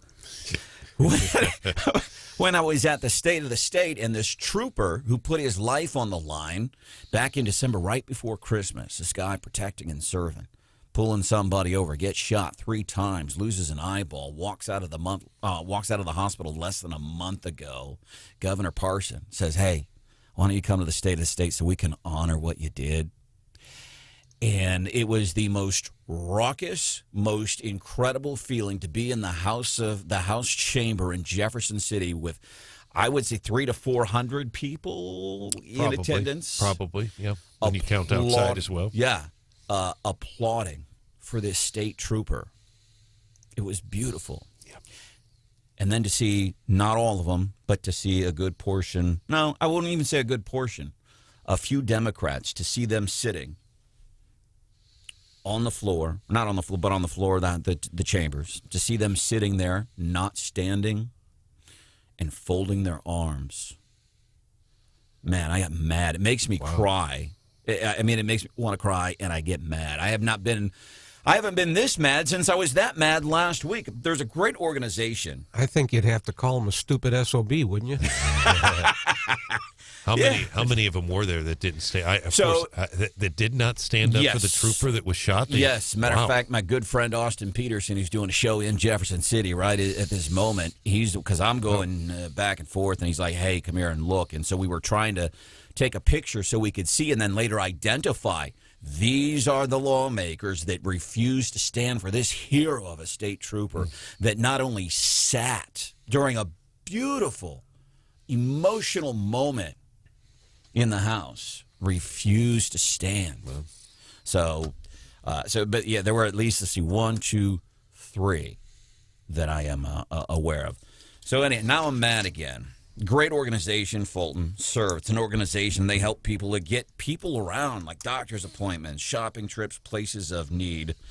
5 catalytic converters stolen from its vehicle. And I want to thank whoever, somebody is choosing to remain anonymous about 30 minutes ago. I said, hey, if anybody knows these people from Serve, or if anybody knows the director there, Carol Lewis, I'm trying to reach out and I can't find anybody. Somebody, Hannah, this is so cool, texted, hey, here's a personal cell phone for somebody. And I said, hey, what's your name? And they're choosing to remain anonymous. So thank you for being of service today, man. Power of local radio. Giddy up, cowgirl. So we're joined by Courtney Harrison. Courtney, welcome into the show. Thank you for being here. What happened? Hi. Well, our bus driver showed up Monday morning around 3:30 to start her bus route. And when she got there, she noticed that the catalytic converter on her bus was gone. When she went to start her bus, and she went and checked the rest of them and discovered that we had a total of 5 catalytic converters completely stolen off the buses, and then a 6th bus was damaged in an attempt to steal it. Gosh, man. So, and here's the biggest thing in watching our news partners, ABC 17 last night, and playing this audio from Carol Lewis. It was like, yeah, this is going to be an expensive proposition to fix. But what I heard the most, what struck me the most, Courtney, was the bigger issue is we can't go out and help people today. That hurts. We normally have about 10 buses on the road, 10 to 11 buses on the road at any given time. So taking 5 or 6 buses off our fleet just completely, we had to cancel a lot of trips. We had to cancel a lot of trips and reroute and reschedule some things. It's really, really affected the passengers a great deal. And so you can't help people because, and I'm just going to surmise and stereotype because some meth heads are stealing catalytic converters. Dad, what's a catalytic converter, by the way? Why are people stealing these things? Apparently, it's got something inside this catalytic converter that's supposed to clean up the exhaust emissions from the automobile or truck or whatever, and there's something of value. Number one, if you had to buy a new one for your car, I've never had to. What I understand, they are expensive. There's something inside of them, and I forget now but it's something of value to some people. Palladium, I believe. Is that what? Yeah. Okay. I don't know if I'm pronouncing that right. Reportedly, it's more expensive than gold. And again, this is just based on reports. Yeah. If it's palladium, I believe that it is more expensive. Yeah. And then something for nothing. So, how much is it going to cost you? Is insurance going to help? What's happening this morning, Courtney? We've turned it into our insurance, but we're still kind of waiting on the logistics of that. We could end up having to, pay a deductible per vehicle rather than per incident, which would cost us more than replacing them outright. So we're looking around $6,000. They're approximately $1,200 labor and parts to get a new converter put back on. So we're looking at $6,000 total, on top of we're going to try to implement some anti-theft things that are going to cost us a little bit going forward too. So it's definitely going to cost quite a bit out of our pocket. We're trying to be of me and Hannah and Brian Hauswirth and my dad here. We're talking like, what can we do? Well, we can at least put the word out if anybody. So you're thinking $5,000-$6,000? Well, minimum of $6,000. It could cost up to $10,000 with everything we're looking at, between $6,000 and $10,000. We've had a few people reach out to see if they can, help. $10 here, $10 there. Donations really add up and can help a lot. And so if anybody is interested in helping, they can donate through our website at servinc.net/donate. Serve And I'll put that on our Facebook page. All right, too. Serve Inc. And is that Serve? Is there an E on the end of Serve? Yep, SERVEINC.net. Serve /donate. All right, so you can go there. So if there's anything you can do to help these folks get these catalytic converters replaced as quickly as possible at a minimal cost, anything you can do, please. Let's be part of a solution today instead of complaining about stuff. Let's be part of a solution. And then, ideally, Fulton Police will go back and get these to quote Joe, stupid SOBs. Courtney, thank you. Please keep us posted. If there's something else that we can do, please let us know. Okay, I will. Thank you all so much. Oh, thank you. And thank you to whoever turned me on to her phone number. If you can do something, she said it is $6 to $10,000 is potentially what they're looking at. There's legislation that deals with this. We're going to cover this in Jefferson City. We're going to cover that at 8:35. Coming up, we talk about great places to work.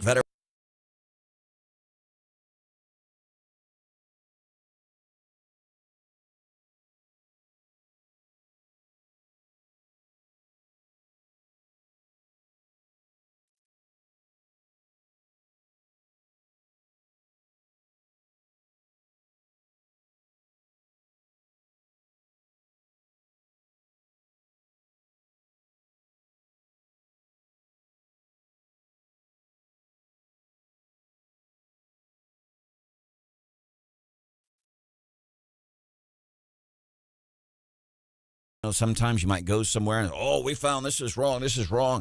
Well, does it need to be replaced today? Yeah, I'd go ahead and do it. And you don't need to. That's what I love about Gap's Automotive Repair Shop. And here's the other thing that Loretta has done for me. When they say, here's things we have found, they kind of prioritize. They say, here's what's going on, but it's in a list because I got to have a list, and you got to prioritize it for me, man. It's got what's the thing I need to fix first, and that's what they do. Gap's Automotive Repair Shop, they're in Columbia and in Boonville.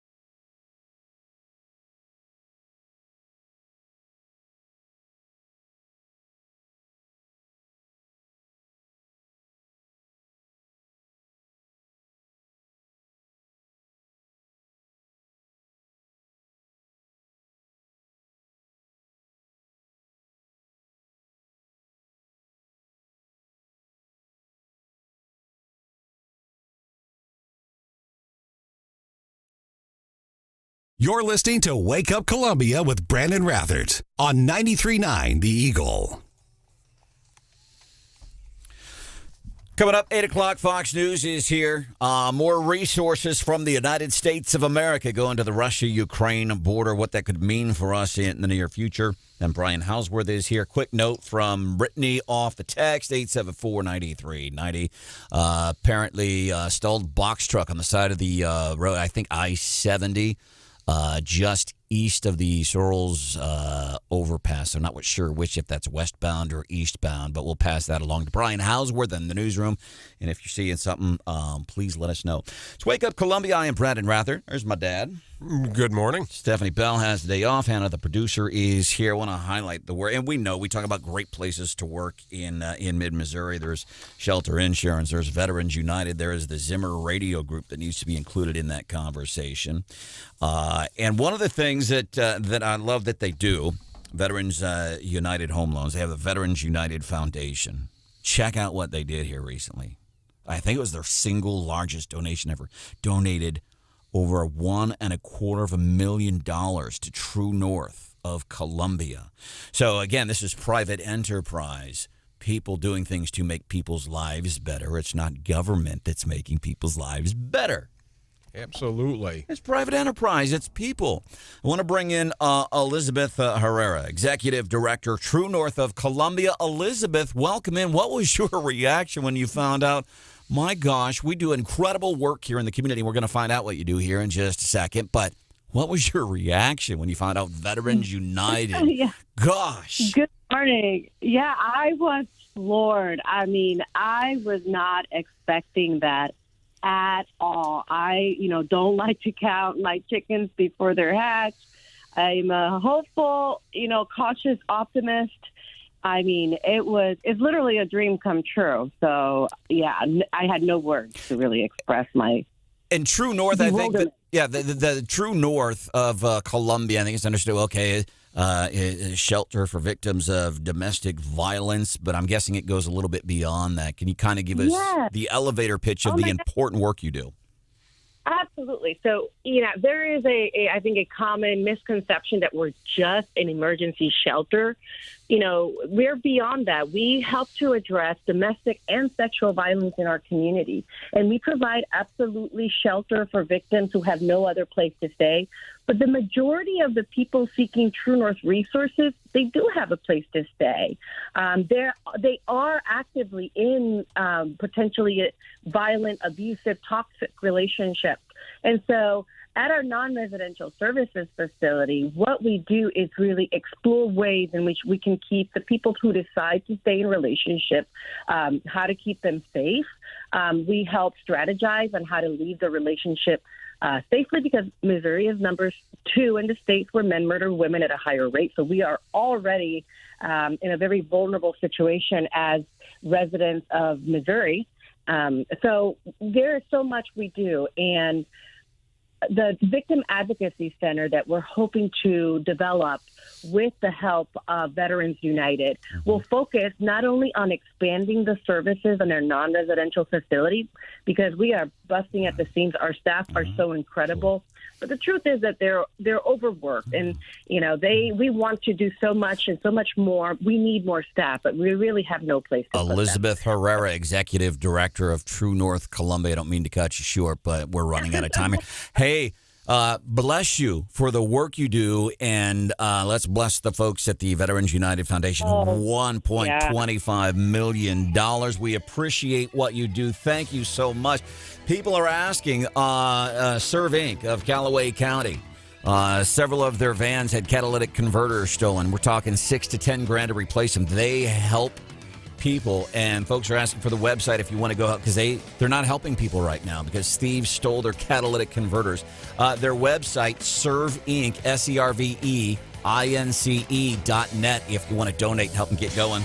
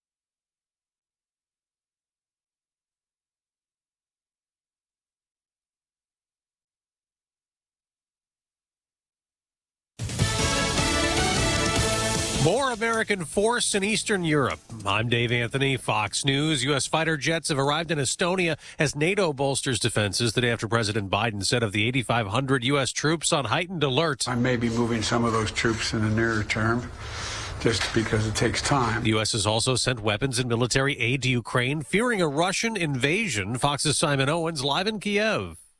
Dave, there are no signs of panic here, but people I've spoken to acknowledge an underlying tension. People are getting ready to fight. The people are ready to protect their land. Yeah. Denis Yatsishin, who works with American businesses investing in Ukraine, says there's anxiety, but also defiance. People, they are trying to be concentrated on their day-to-day work. But of course, this is the part of the life that you can't just step back and just avoid it. He said he expects some kind of Russian attack sooner or later. Dave? Simon, the president will sign an executive order making sexual harassment in the military a criminal offense, weeks after Congress approved changes to how military sexual misconduct is reported and investigated. This is a first in the nation. What the city council last night approved in San Jose, California. An ordinance that will require gun owners to carry liability insurance. Gun owners would also be required to pay an annual fee to the city to fund gun safety programs. Gun rights advocates say they plan court challenges to the new law. Fox's Jack Callahan. It's the middle of the week, late January, not a peak travel time, but COVID's keeping more of us home again. The TSA reports just over 1 million passenger screenings at U.S. airports yesterday, the fewest in a day since April. Peter Robbins has died, a name you might not recognize, but you know his voice. Isn't there anyone who knows what Christmas is all about? He was the original Charlie Brown in the Peanuts cartoon, starting when he was 9. Robbins ended his life at 65 after battling mental illness. He had criminal convictions that had him in prison for years. America's listening to Fox News. This is a metaphor for your business's journey. Sometimes it feels like you're going 100 miles an hour, barely keeping up. But to cruise through challenges, you need someone who's right there with you. That's what Dell Technologies advisors do. They have the Windows PCs and tech advice you need to get past whatever's in front of you and get where you want to go. Call an advisor today at 877-ASK-DELL. That's 877-ASK-DELL. A start to a simpler experience with Windows 11 Pro. When you fill your prescriptions at Walgreens, you can track the progress of your order in real time. Know the price of your prescriptions before you go to pick them up. And anytime you have questions, use Pharmacy Chat to ask an expert 24 hours a day. Help with your meds from Walgreens. Side effects may include breathing a little easier because your prescription stress melted away. Learn more on the Walgreens app. This price isn't final. This is an estimated price based on your insurance coverage.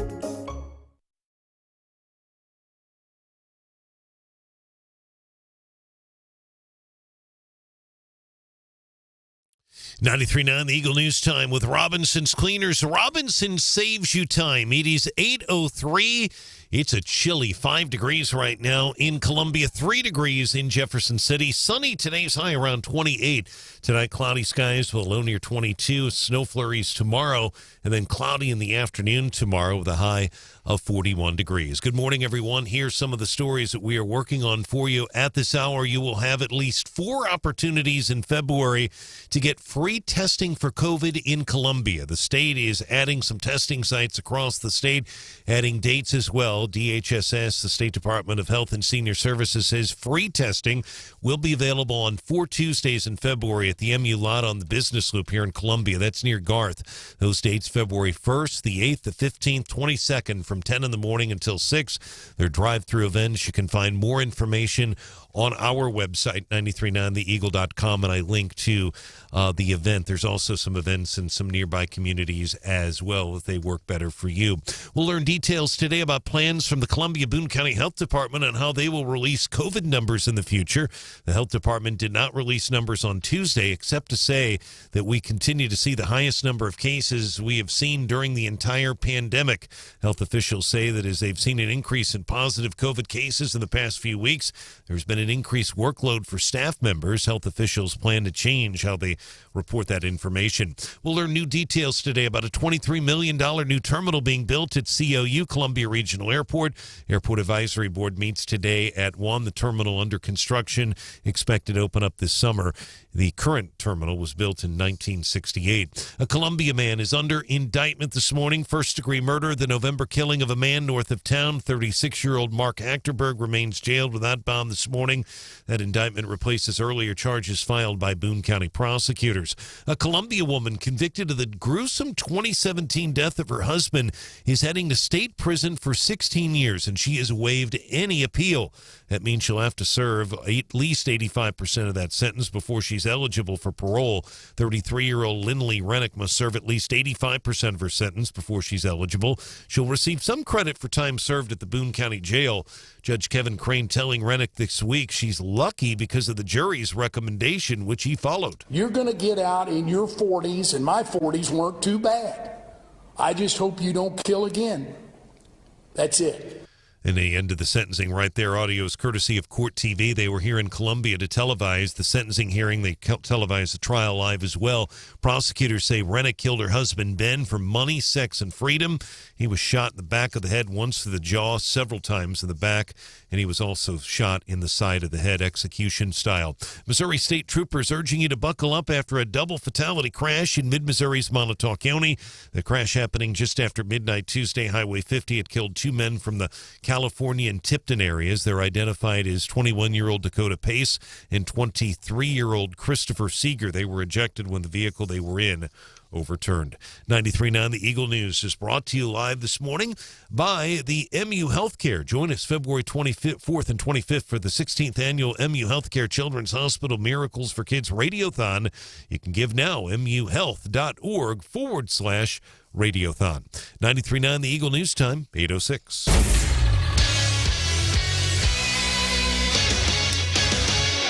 In sports, the Southern Boone School District is going to have a $3 million no-tax increase bond issue on the April ballot. It requires a simple majority. One of the things they would do is resurface the track. They're looking at new artificial turf, replacing the scoreboard and the sound system as well. It is, again, a $3 million bond issue. The athletic director there at Southern Boone and Ashland, Dale Long, says the track is 20 years old, desperately needs attention. He says the track is deteriorating. It holds water, has a lot of drainage problems. The football coach also says, Trent Tracy, the time has come to address the issues with their track and field. He says the combination of wet weather and usage creates safety issues with this field in September and October. Mizzou men's basketball team taking number 1 Auburn to the final seconds Tuesday night at Mizzou Arena, 55-54. The final number 1 Auburn holding on. Bruce Pearl and Auburn now in the year 19-1, 8-0 in the SEC. 93.9 The Eagle Sports brought to you this hour by Woods Basement Systems, the highest rated, most reviewed contractor for all things with your basement. 800-388-9326, a free estimate. 93.9 The Eagle News time, 8:08.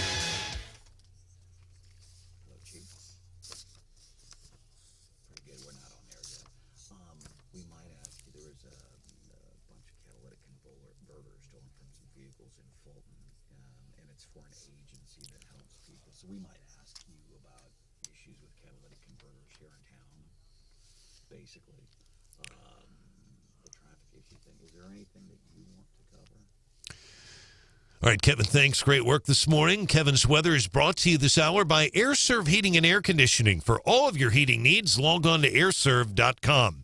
6 degrees.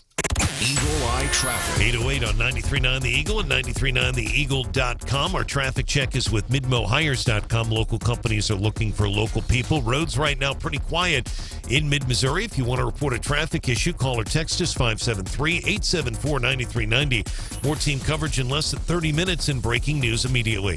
I'm Brian Hauswirth, 93.9 The Eagle.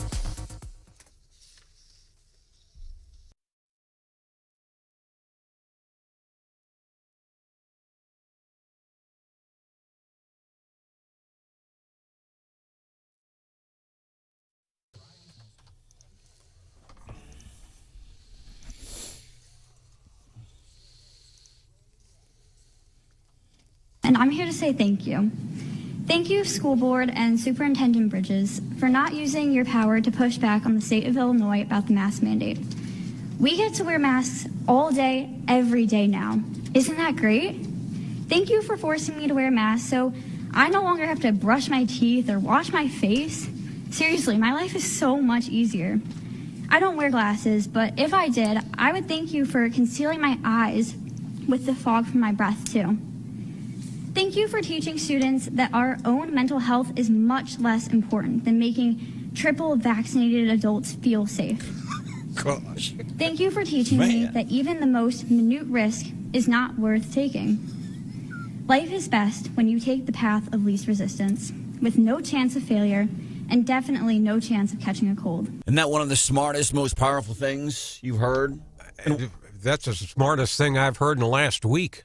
It's a 15-year-old kid. Why is this 15-year-old kid who's in front of the school board in Naperville, Illinois, why is she the smartest person in the room in front of elected school officials? She's the smartest person in the room in front of teachers. Wow, impressive. That leads me into this. Tomorrow, the more localer, the more important. There is a school board forum. Tomorrow, Columbia Board of Realtors is sponsoring this. Starts at 4:30. Diversified Management. They're on Tiger Lane. Diversified Management. So that's at 4:30. And in my mind, that is the most important forum, the school board forum, because of stuff like that, because we know what's happening in the Columbia public schools. Then there's the mayoral forum. By the way, tonight, Randy Minshew, that's who I would vote for today. Randy Minshew, there's going to be kind of a meet and greet as he launches his campaign. That's going to be at the Columbia Country Club. That starts, I think, 5 o'clock tonight. If you want more info, text me and I'll get you that. But it's an opportunity. So that's who I would vote for, Randy Minshew. But I'm telling you, you go and meet the guy. You make your own decision. And then after that, Columbia City Council Ward 3 and 4 forums. Welcome to the show. Wake Up Columbia. Stephanie Bell has the day off. This is my dad. His name's Henry. Good morning, Columbia. By the way, Brian. Yes, sir. One little correction to your weather blurb there. Yes, sir. You said it was 8 degrees in Columbia, but you neglected to say that it's 72 degrees in Miami, Florida. And I thought that might make everybody feel a little bit better. I agree with that. That's a good point. It would feel a lot better. Well, that sounds like a great place to be right now. You better believe on the golf course. Dad just coming in here and just ruining my relationships with these people, Hannah. There's Hannah, the producer. Good morning. My name is Branden Rathert. Want to bring in Columbia Police Chief Geoff Jones. Chief Jones, I know your mom. I see her on a fairly regular basis. So I wanted you to have the opportunity to meet my dad. Chief, say hello to my dad, Henry. Good morning, Henry. How are you? I'm just fine, Chief. How are you? I'm good. It's good to see that other parents embarrass their children. Oh, man. Chief Geoff Jones here on 93.9 The Eagle. Want to talk about the new way of handling cyber traffic infractions, I should say. But first, incredibly just angry this morning. Apparently, some Serv Inc. of Callaway County in Fulton, they do great work. They go and they help people to be self-sufficient, people that need rides to get groceries and rides to jobs. So these are people that are, hey, I'm trying to be a responsible adult. I've got a job, but I just need a ride there. That's what they do. And they have these vehicles. Somebody stole catalytic converters from them. We spoke with, about half an hour ago, spoke with a young lady by the name of Courtney with this organization. She's telling us $6,000 to $10,000. So the bigger thing is, besides the cost, they don't have $10,000 laying around to go and take these things to be fixed. The bigger problem is they can't help people right now. If there is anything you can do because these people, I promise you, they do great work. They need some help. If there's anything you can do, please go to the website or call them. Their website, servinc.net, SERVEINC.net. Is there an issue in Columbia, Chief, with stolen catalytic converters? There is. It's a nationwide issue. We have been battling it for, more than months, but it has seemed to pick up. I know the Sheriff's Department has had similar issues, so it's definitely a local issue.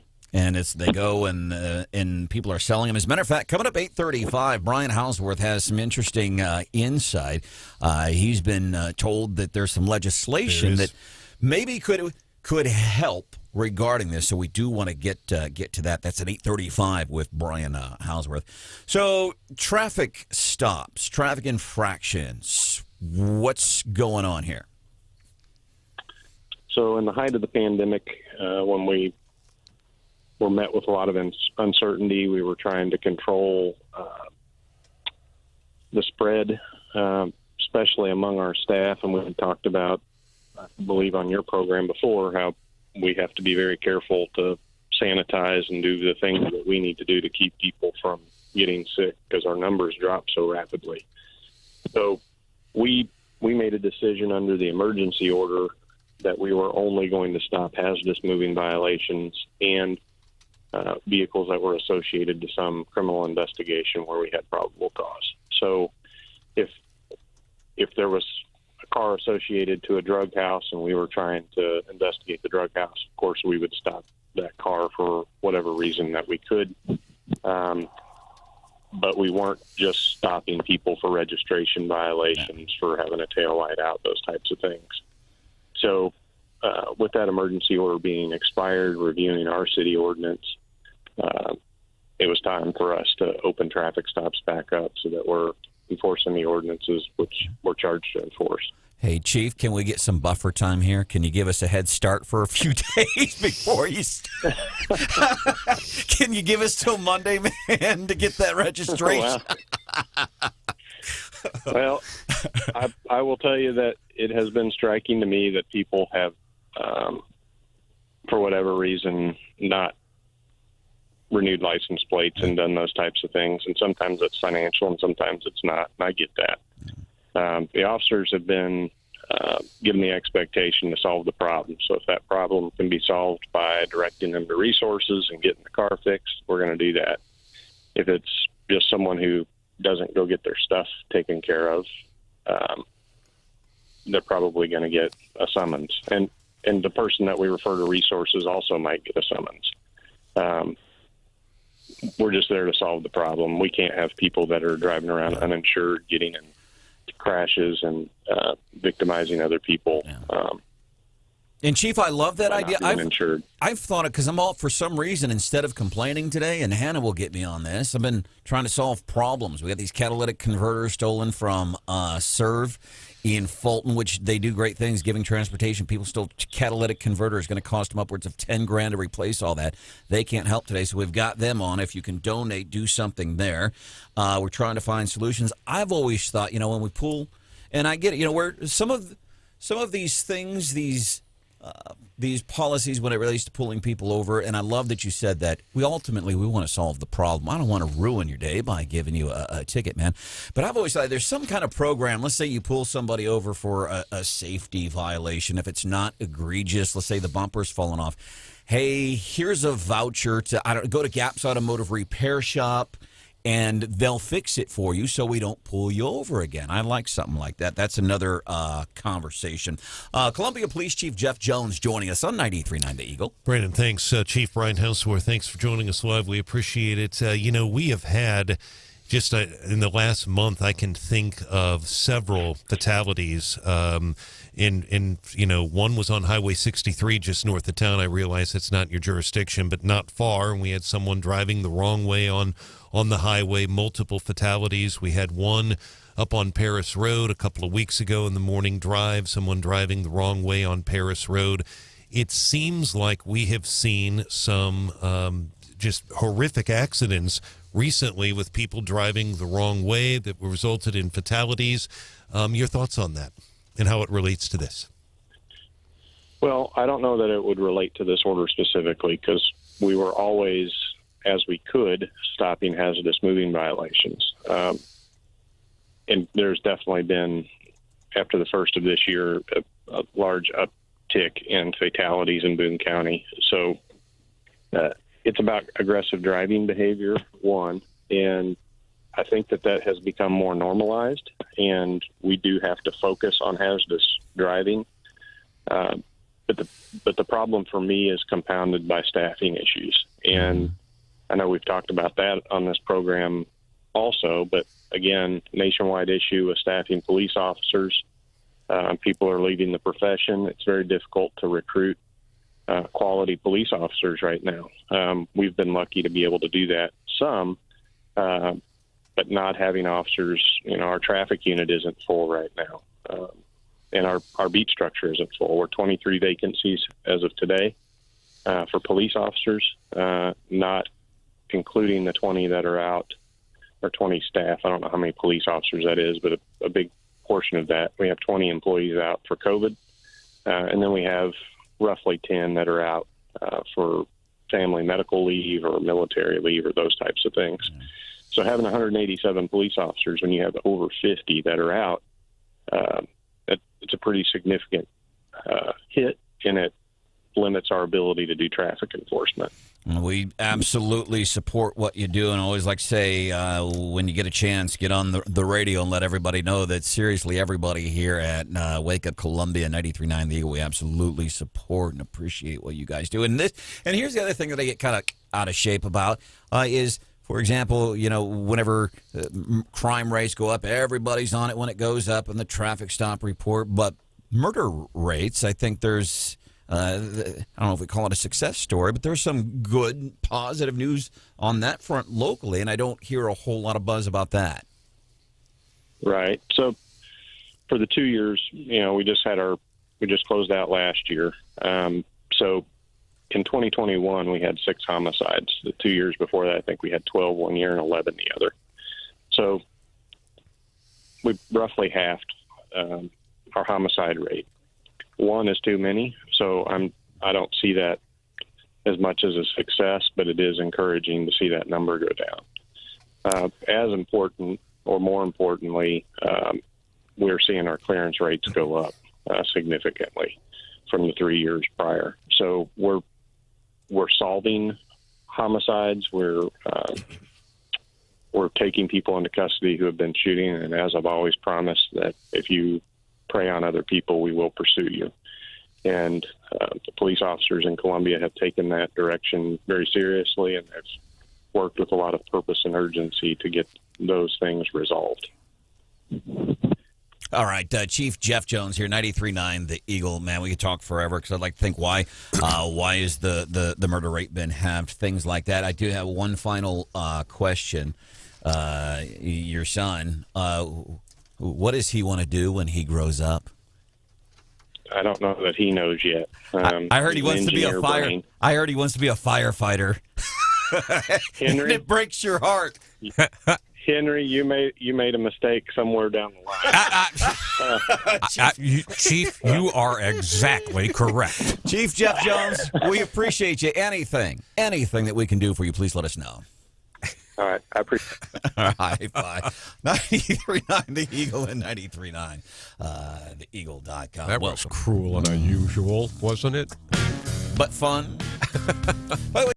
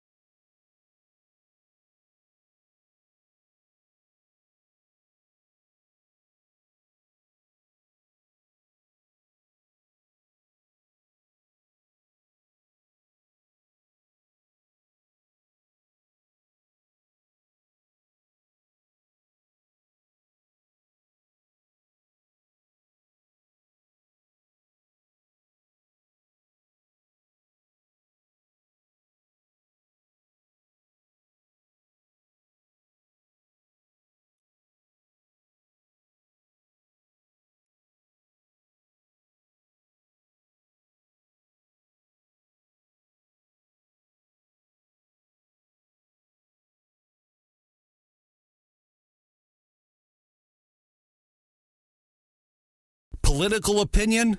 We got your back. Wake Up Columbia, 93.9 The Eagle. I've said to them, under this roof, figuratively or actually, is the greatest collection of intellect, integrity, and imagination for doing the right thing for the American people. Does that stand alone, Des? That's Nancy Pelosi talking about, when I meet with the Democratic caucus, I tell them, you are the smartest collection of people we have under one roof. We are in serious trouble. I wonder if she also hands out Gold Star stickers and apple juice. Oh, look what you did. You did good. Also, is anybody surprised that she's running again? No. I'm not either. Yeah. I love this, though. Does this surprise? I don't know if I'm getting surprised by this stuff anymore. These national news outlets are starting to call out. They're realizing those progressive ideas, man, they're coming back to hurt us today here on January the 26th. China getting ready maybe potentially attack Taiwan while Russia's getting ready to potentially attack Ukraine, happening at the same time. And a lot of it, conventional wisdom tells us, is because they're trying to test Joe. This, though, and it continues to be surprising. Reaction from CNN yesterday after learning that Pelosi's going to run again. I firmly believe that it's time for new leadership in the House Democratic Caucus. I think it's time for new leadership throughout the Democratic Party. Yep. Yeah, absolutely it is. But then what do we get? If we get new leadership, is new leadership AOC or is it Mitt Romney? Oh, Lord. This is serious. I know Mitt Romney's not I know he doesn't. I'll say this. I know he doesn't have a D behind his name. Coming up. So what is happening? What are we doing to help on the border there? We're helping the Russian-Ukraine border more than we're doing more at that border than we're doing at our own border while people pour in illegally and brings in God knows what. Isn't that crazy? That's the world we live in. It's real. 8,500 troops on emergency standby for Ukraine. And nothing at our southern border? What? Wait, what am I paying for here? Hannah, see, why? How is it that me and my dad are the smartest people in the room? Unbelievable. Interesting legislation regarding catalytic converters. We're going to get into that coming up at 8:35 with Brian Hauswirth. ABC 17 storm track forecast close to 30 today. We'll miss the mark. 40 tomorrow. Right now, it's 9. Weather brought to you by AirServe Heating and Air Conditioning, ensuring the air in which you live and breathe is comfortable and clean. For all your heating needs, log on to airescrv.com. Fox News, I'm Chris Foster. President Biden plans to punish the Russian government and its leaders financially for any military invasion of Ukraine. President Biden said he'd be willing to hit Vladimir Putin with personal sanctions if Ukraine is attacked. There are going to be serious economic consequences if he moves. The Kremlin says any move to impose sanctions would be politically destructive, but not painful. There have been reports Russia may get cut off from all markets that use U.S. dollars. Fox's Jill Nato. The San Jose, California City Council passes an ordinance requiring gun owners to carry liability insurance. Mayor Sam Liccardo says it is not an infringement on their Second Amendment rights. We require every gun owner in the city to have insurance, just as every driver has to have insurance to use a car. Gun owners would also be required to pay an annual fee to fund gun safety programs. Gun rights advocates say they plan court challenges to the new law. Fox's Jack Callahan. America's listening to Fox News.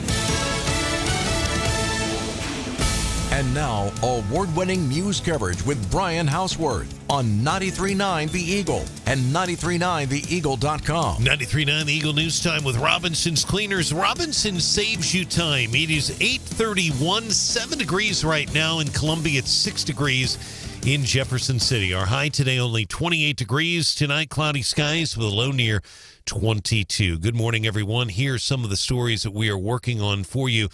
At this hour, Columbia police are now looking for a 69-year-old man who has a no-bond warrant. It involves an investigation involving child molestation and statutory sodomy. Columbia police posting on their Facebook they are looking for 69-year-old Frank George Washburn. He's described as white, 6 foot, about 200 pounds, with green eyes. Anyone with his information on his whereabouts is urged to call Crime Stoppers. That number is 573-875-TIPS. Columbia police say that he has violent tendencies. A Missouri House committee will hear testimony today on a bill involving daylight saving time. The bill from St. Louis County Republican Michael O'Donnell would involve Missouri and neighboring states getting together and passing the daylight saving as new standard time pact. Once Missouri and 2 other bordering states pass the bill entering into the pact, each state would permanently switch the clocks to daylight saving, and daylight saving time would be eliminated. Columbia-Boone County health officials will be adjusting their process for reporting COVID numbers. Health officials have not released daily numbers since last week, except to say they're continuing to see the highest number of cases they have seen during the pandemic. DHSS, the Department of Health and Senior Services, has announced that there will be free testing for COVID on 4 Tuesdays in February in Columbia. They'll be involved on the 1st, the 8th, the 15th, and the 22nd of February. It'll be a drive-through event those 4 days from 10 to 6 at the MU parking lot. That's at 115 West Business Loop 70 near Garth Avenue. 2 Montauk County men have been killed. A crash that happened early Tuesday morning, Highway 50. They're identified as 21-year-old Dakota Pace and 23-year-old Christopher Seeger. Both men had ties to California and the Tipton area. The Highway Patrol's crash report says both were ejected. And a Columbia woman convicted of murdering her husband in 2017 has waived any appeal, so serve a 16-year prison sentence. She is 33-year-old Lindley Rennick. She testified during her trial. It was her co-defendant, Michael Humphrey, who actually killed her husband. She said she didn't know that Humphrey had a gun with him that day. Boone County Judge Kevin Crane did not buy that. I don't understand how you're going up there at 1 minute you want a divorce and to get Mr. Humphrey mad enough to kill. I don't know. It doesn't matter if he killed. You were the one that put him up to it. Audio courtesy of Court TV. They were here in Columbia for the sentencing to broadcast it live. They also broadcast the trial live nationwide as well. Missouri Attorney General's office says Lindley Rennick killed her husband, Ben, for money, sex, and also freedom.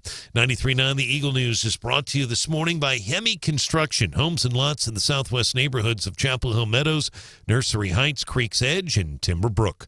93.9 The Eagle News time, 8:34.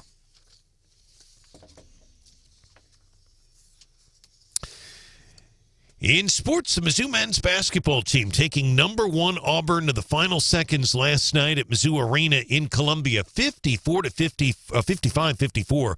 Final score there. Mizzou loses by 1 point to number 1 Auburn. They're now 19-1 on the year, 8-0 in the SEC. Mizzou led by Javon Pickett. He had 16 rebounds as well. And the Mizzou women's team will be taking on Mississippi State. That game will be tomorrow night. That game will be in Starkville, Mississippi. 93.9 The Eagle News Time, 8:35. Eagle Eye Traffic. And our traffic check is with MidmoHires.com. Local companies are looking for local people. MidmoHires.com. Find a job or post your job opening today. Roads right now pretty quiet in mid-Missouri. If you want to report a traffic issue, you can call or text us. Our phone number is 573-874-9390. More team coverage in less than 30 minutes, and we have breaking news immediately. I'm Brian Hauswirth, 93.9 The Eagle.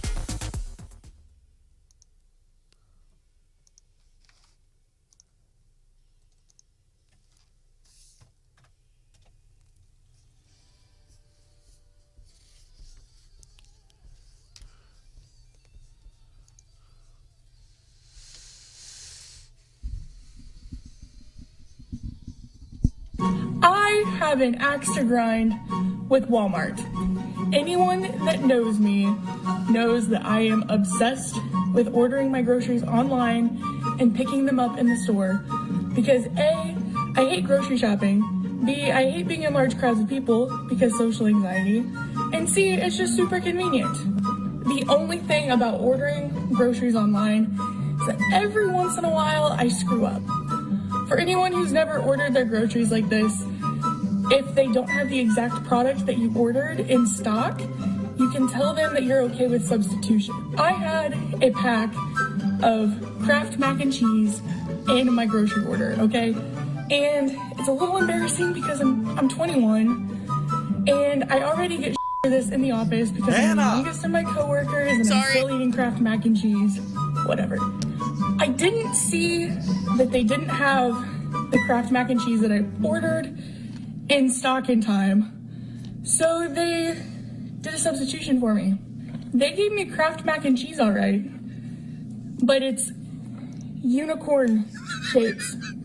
So now, for the next, I don't know, month or so, I'm not only going to get grief for bringing mac and cheese to work in my lunch, at a workplace for adults. I'm going to get extra grief because said mac and cheese is unicorn shaped. Love that. You got to see it. By the way, it's a TikTok video that Hannah, the producer, posted on TikTok, but you can also see it on the Wake Up Columbia Facebook page. My dear sweet Hannah. And her. Sorry about the cuss word. What do you think? We're mac and cheese, and you're throwing out bombs and stuff. I was passionate. Yes, and you lost your place. I'm speaking from experience. Oh no, here. I knew what I was doing. I was posting it to my personal TikTok account. I figured I could do whatever I wanted. If you, I wasn't speaking on air at the time. You didn't know I was going to play it here on the radio this morning. If you have any interesting stories regarding mix-up with the pickup grocery thing, it might be interesting. Does anybody know? Here's the other thing I got to wondering about. After Columbia Police Chief Geoff Jones joining us on the show, 2 years we were trying to mitigate contact with folks unless it was the most serious of circumstances. We weren't pulling people over for expired tags, things like that. But I don't know if I talked him into giving us a free pass until Monday. I don't. How do you feel about that, Dad? Do you think I... Yeah, I don't think you're going to get away with that. No. So he was here. Especially not after telling him you'd heard his son was going to be a fireman. Apparently it breaks the Chief's heart. His son wants to be a fireman when he grows up. It's a big rivalry between police and fire. It's mostly good-natured most of the time, but yeah, that's the worst thing is if a firefighter has a kid that says they want to grow up to be a police officer or vice versa. It hurts their pride. I can imagine. And I guess there's also that camaraderie there. It's like people that are in the Marines, Air Force, Navy, they can all poke fun at each other, but don't. You got it. Right. Exactly. My boyfriend, of course, is a firefighter, and one of his buddies used to be a police officer, and he would always get his toddler fire truck toys for his birthday and make his dad mad. That's slick. I'm surprised the chief isn't going to arrest you for hate speech or something. I'll sign that petition. Well, he's been there, done that.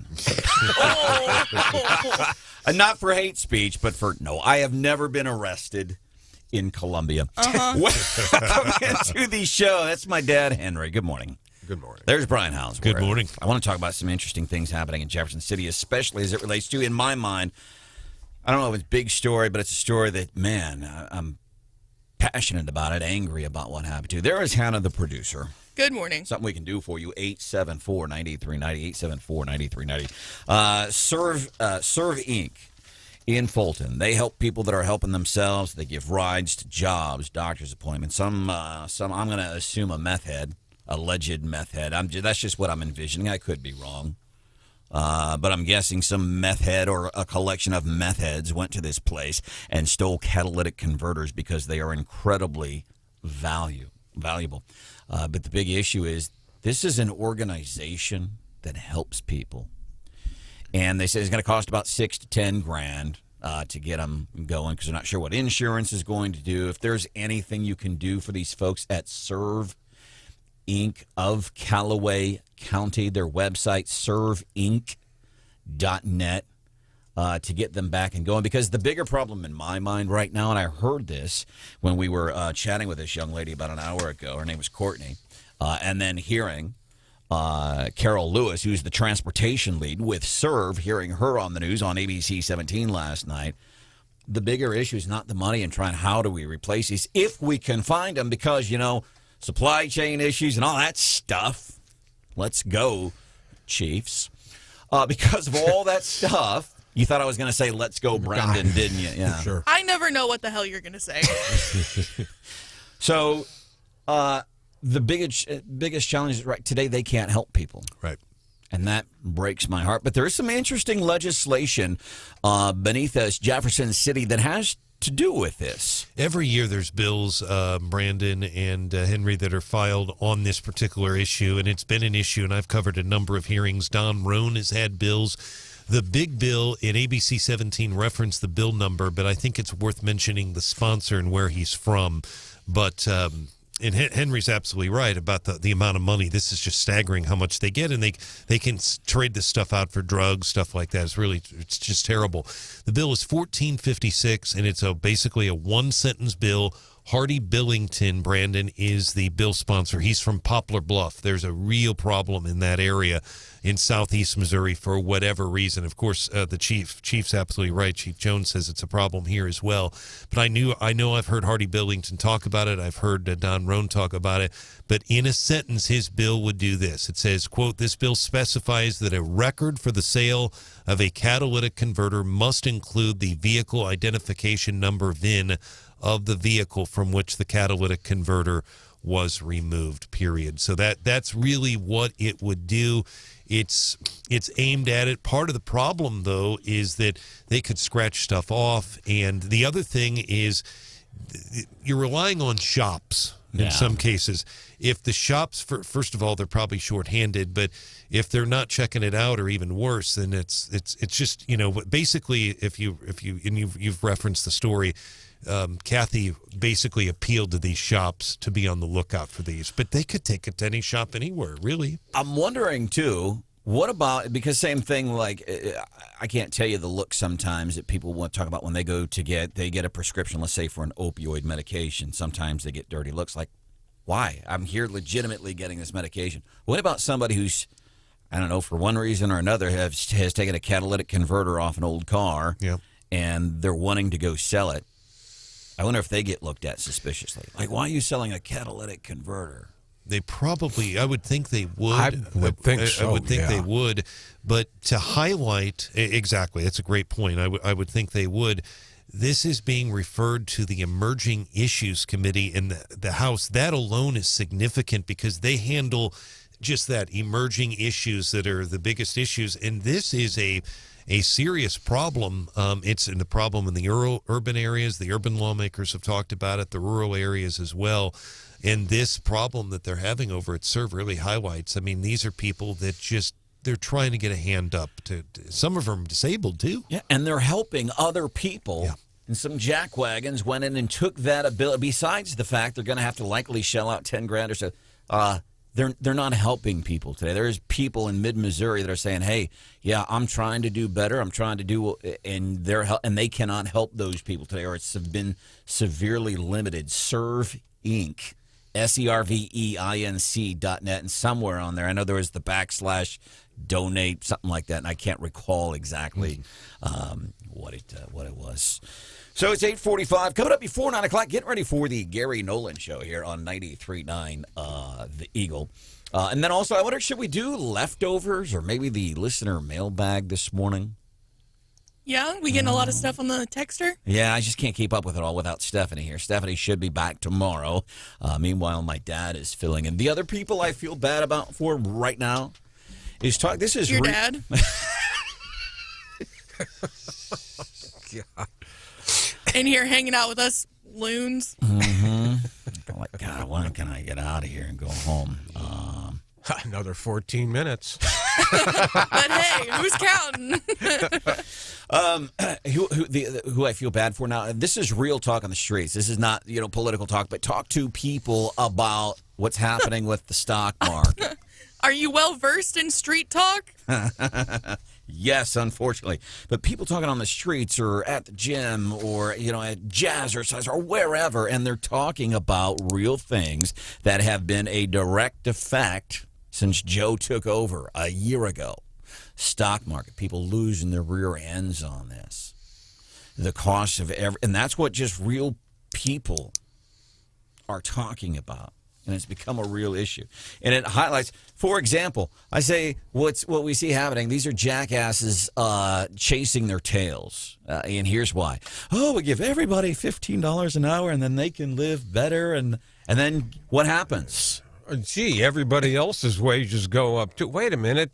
I used to get $20 an hour and they got $10, and there was a good reason for that because my job is more difficult, more important. Well, now they're getting $15 an hour. Well, don't I need $25 an hour? In the end, nobody winds up ahead. All it does is raise the price of everything. And here's where these progressives are like jackasses, wandering around in a field, stomping around through their own crap, chasing their own tails. So we'll do this, we'll give everybody $15 an hour, but meanwhile our policies are tanking the stock market and driving fuel costs and the cost of food. So the same policies that they're enacting that's causing these problems, it's insane. Same thing in New York City. We know how crime has gotten there. Somebody shot inside a New York City hospital. So this whole thing, the progressives, we got to go to the hospital. You got the sniffles? Go to the hospital. Get tested. We'll add it to the numbers. We'll add it to the scoreboard so we keep look at all these people that got a cold. Oh, my God. So they're encouraging people to do it. And then they can say, look, see, hospital staff is overwhelmed. Yeah, they're overwhelmed because you're scaring everybody. Okay, and they're also overwhelmed because there's a good number of people that have decided to leave those particular healthcare facilities because they're not getting managed. That's the donkey. That's the jackass chasing its own tail. So they go to an emergency room, and meanwhile, somebody going into an emergency room to get help, and now they're getting shot because they're weak on crime. It's the jackass chasing the tail. Butch, welcome to the show. What can we do for you, man?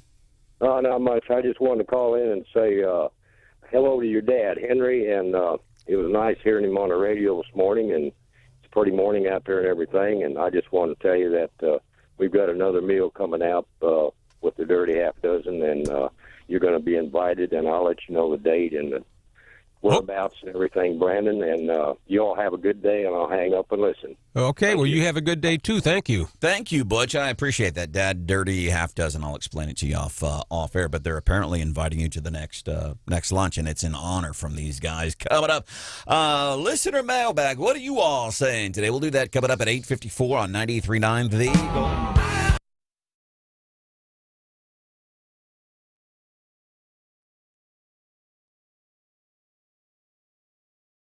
Salter Lawn Service. That's what we say one call does it all, man. Anything in the yard. Here's, I think, the best way to tell the story of Salter Lawn Service. By the way, been around for years. They're in Ashland. And they hire a bunch of local folks, all that. You know what I love about small local businesses.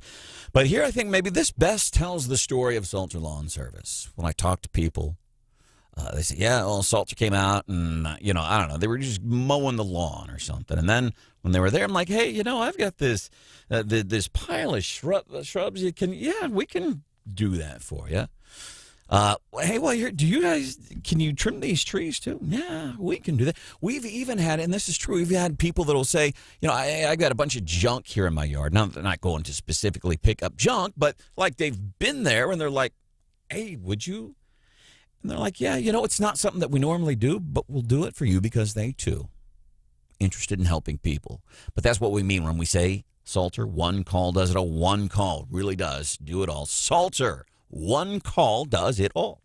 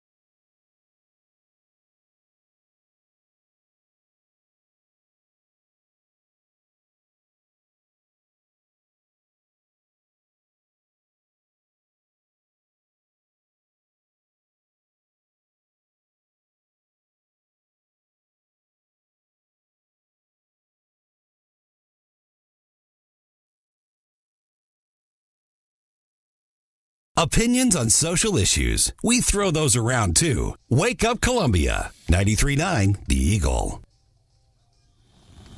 In order to form a more perfect union, do ordain and establish this Constitution for the United States of America.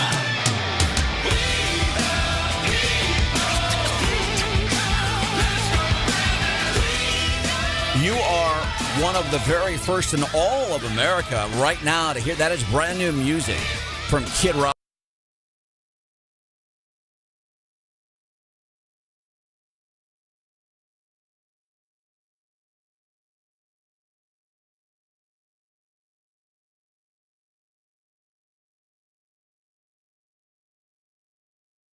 Was the music too loud for you?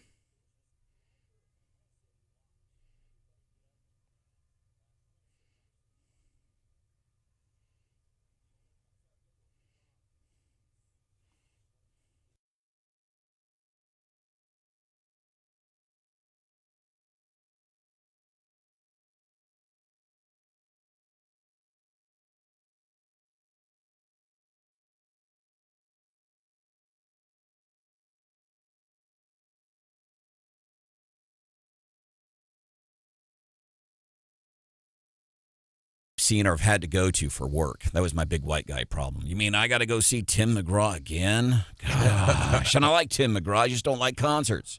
Didn't you have to introduce someone at a concert one time? Michael Bolton. There was some sort of snafu. Michael Bolton, what a duffel bag that guy is. He was giving you an idea of where he was. He was playing a parking lot at a casino in Jackpot, Nevada in August. That's where he was in his career.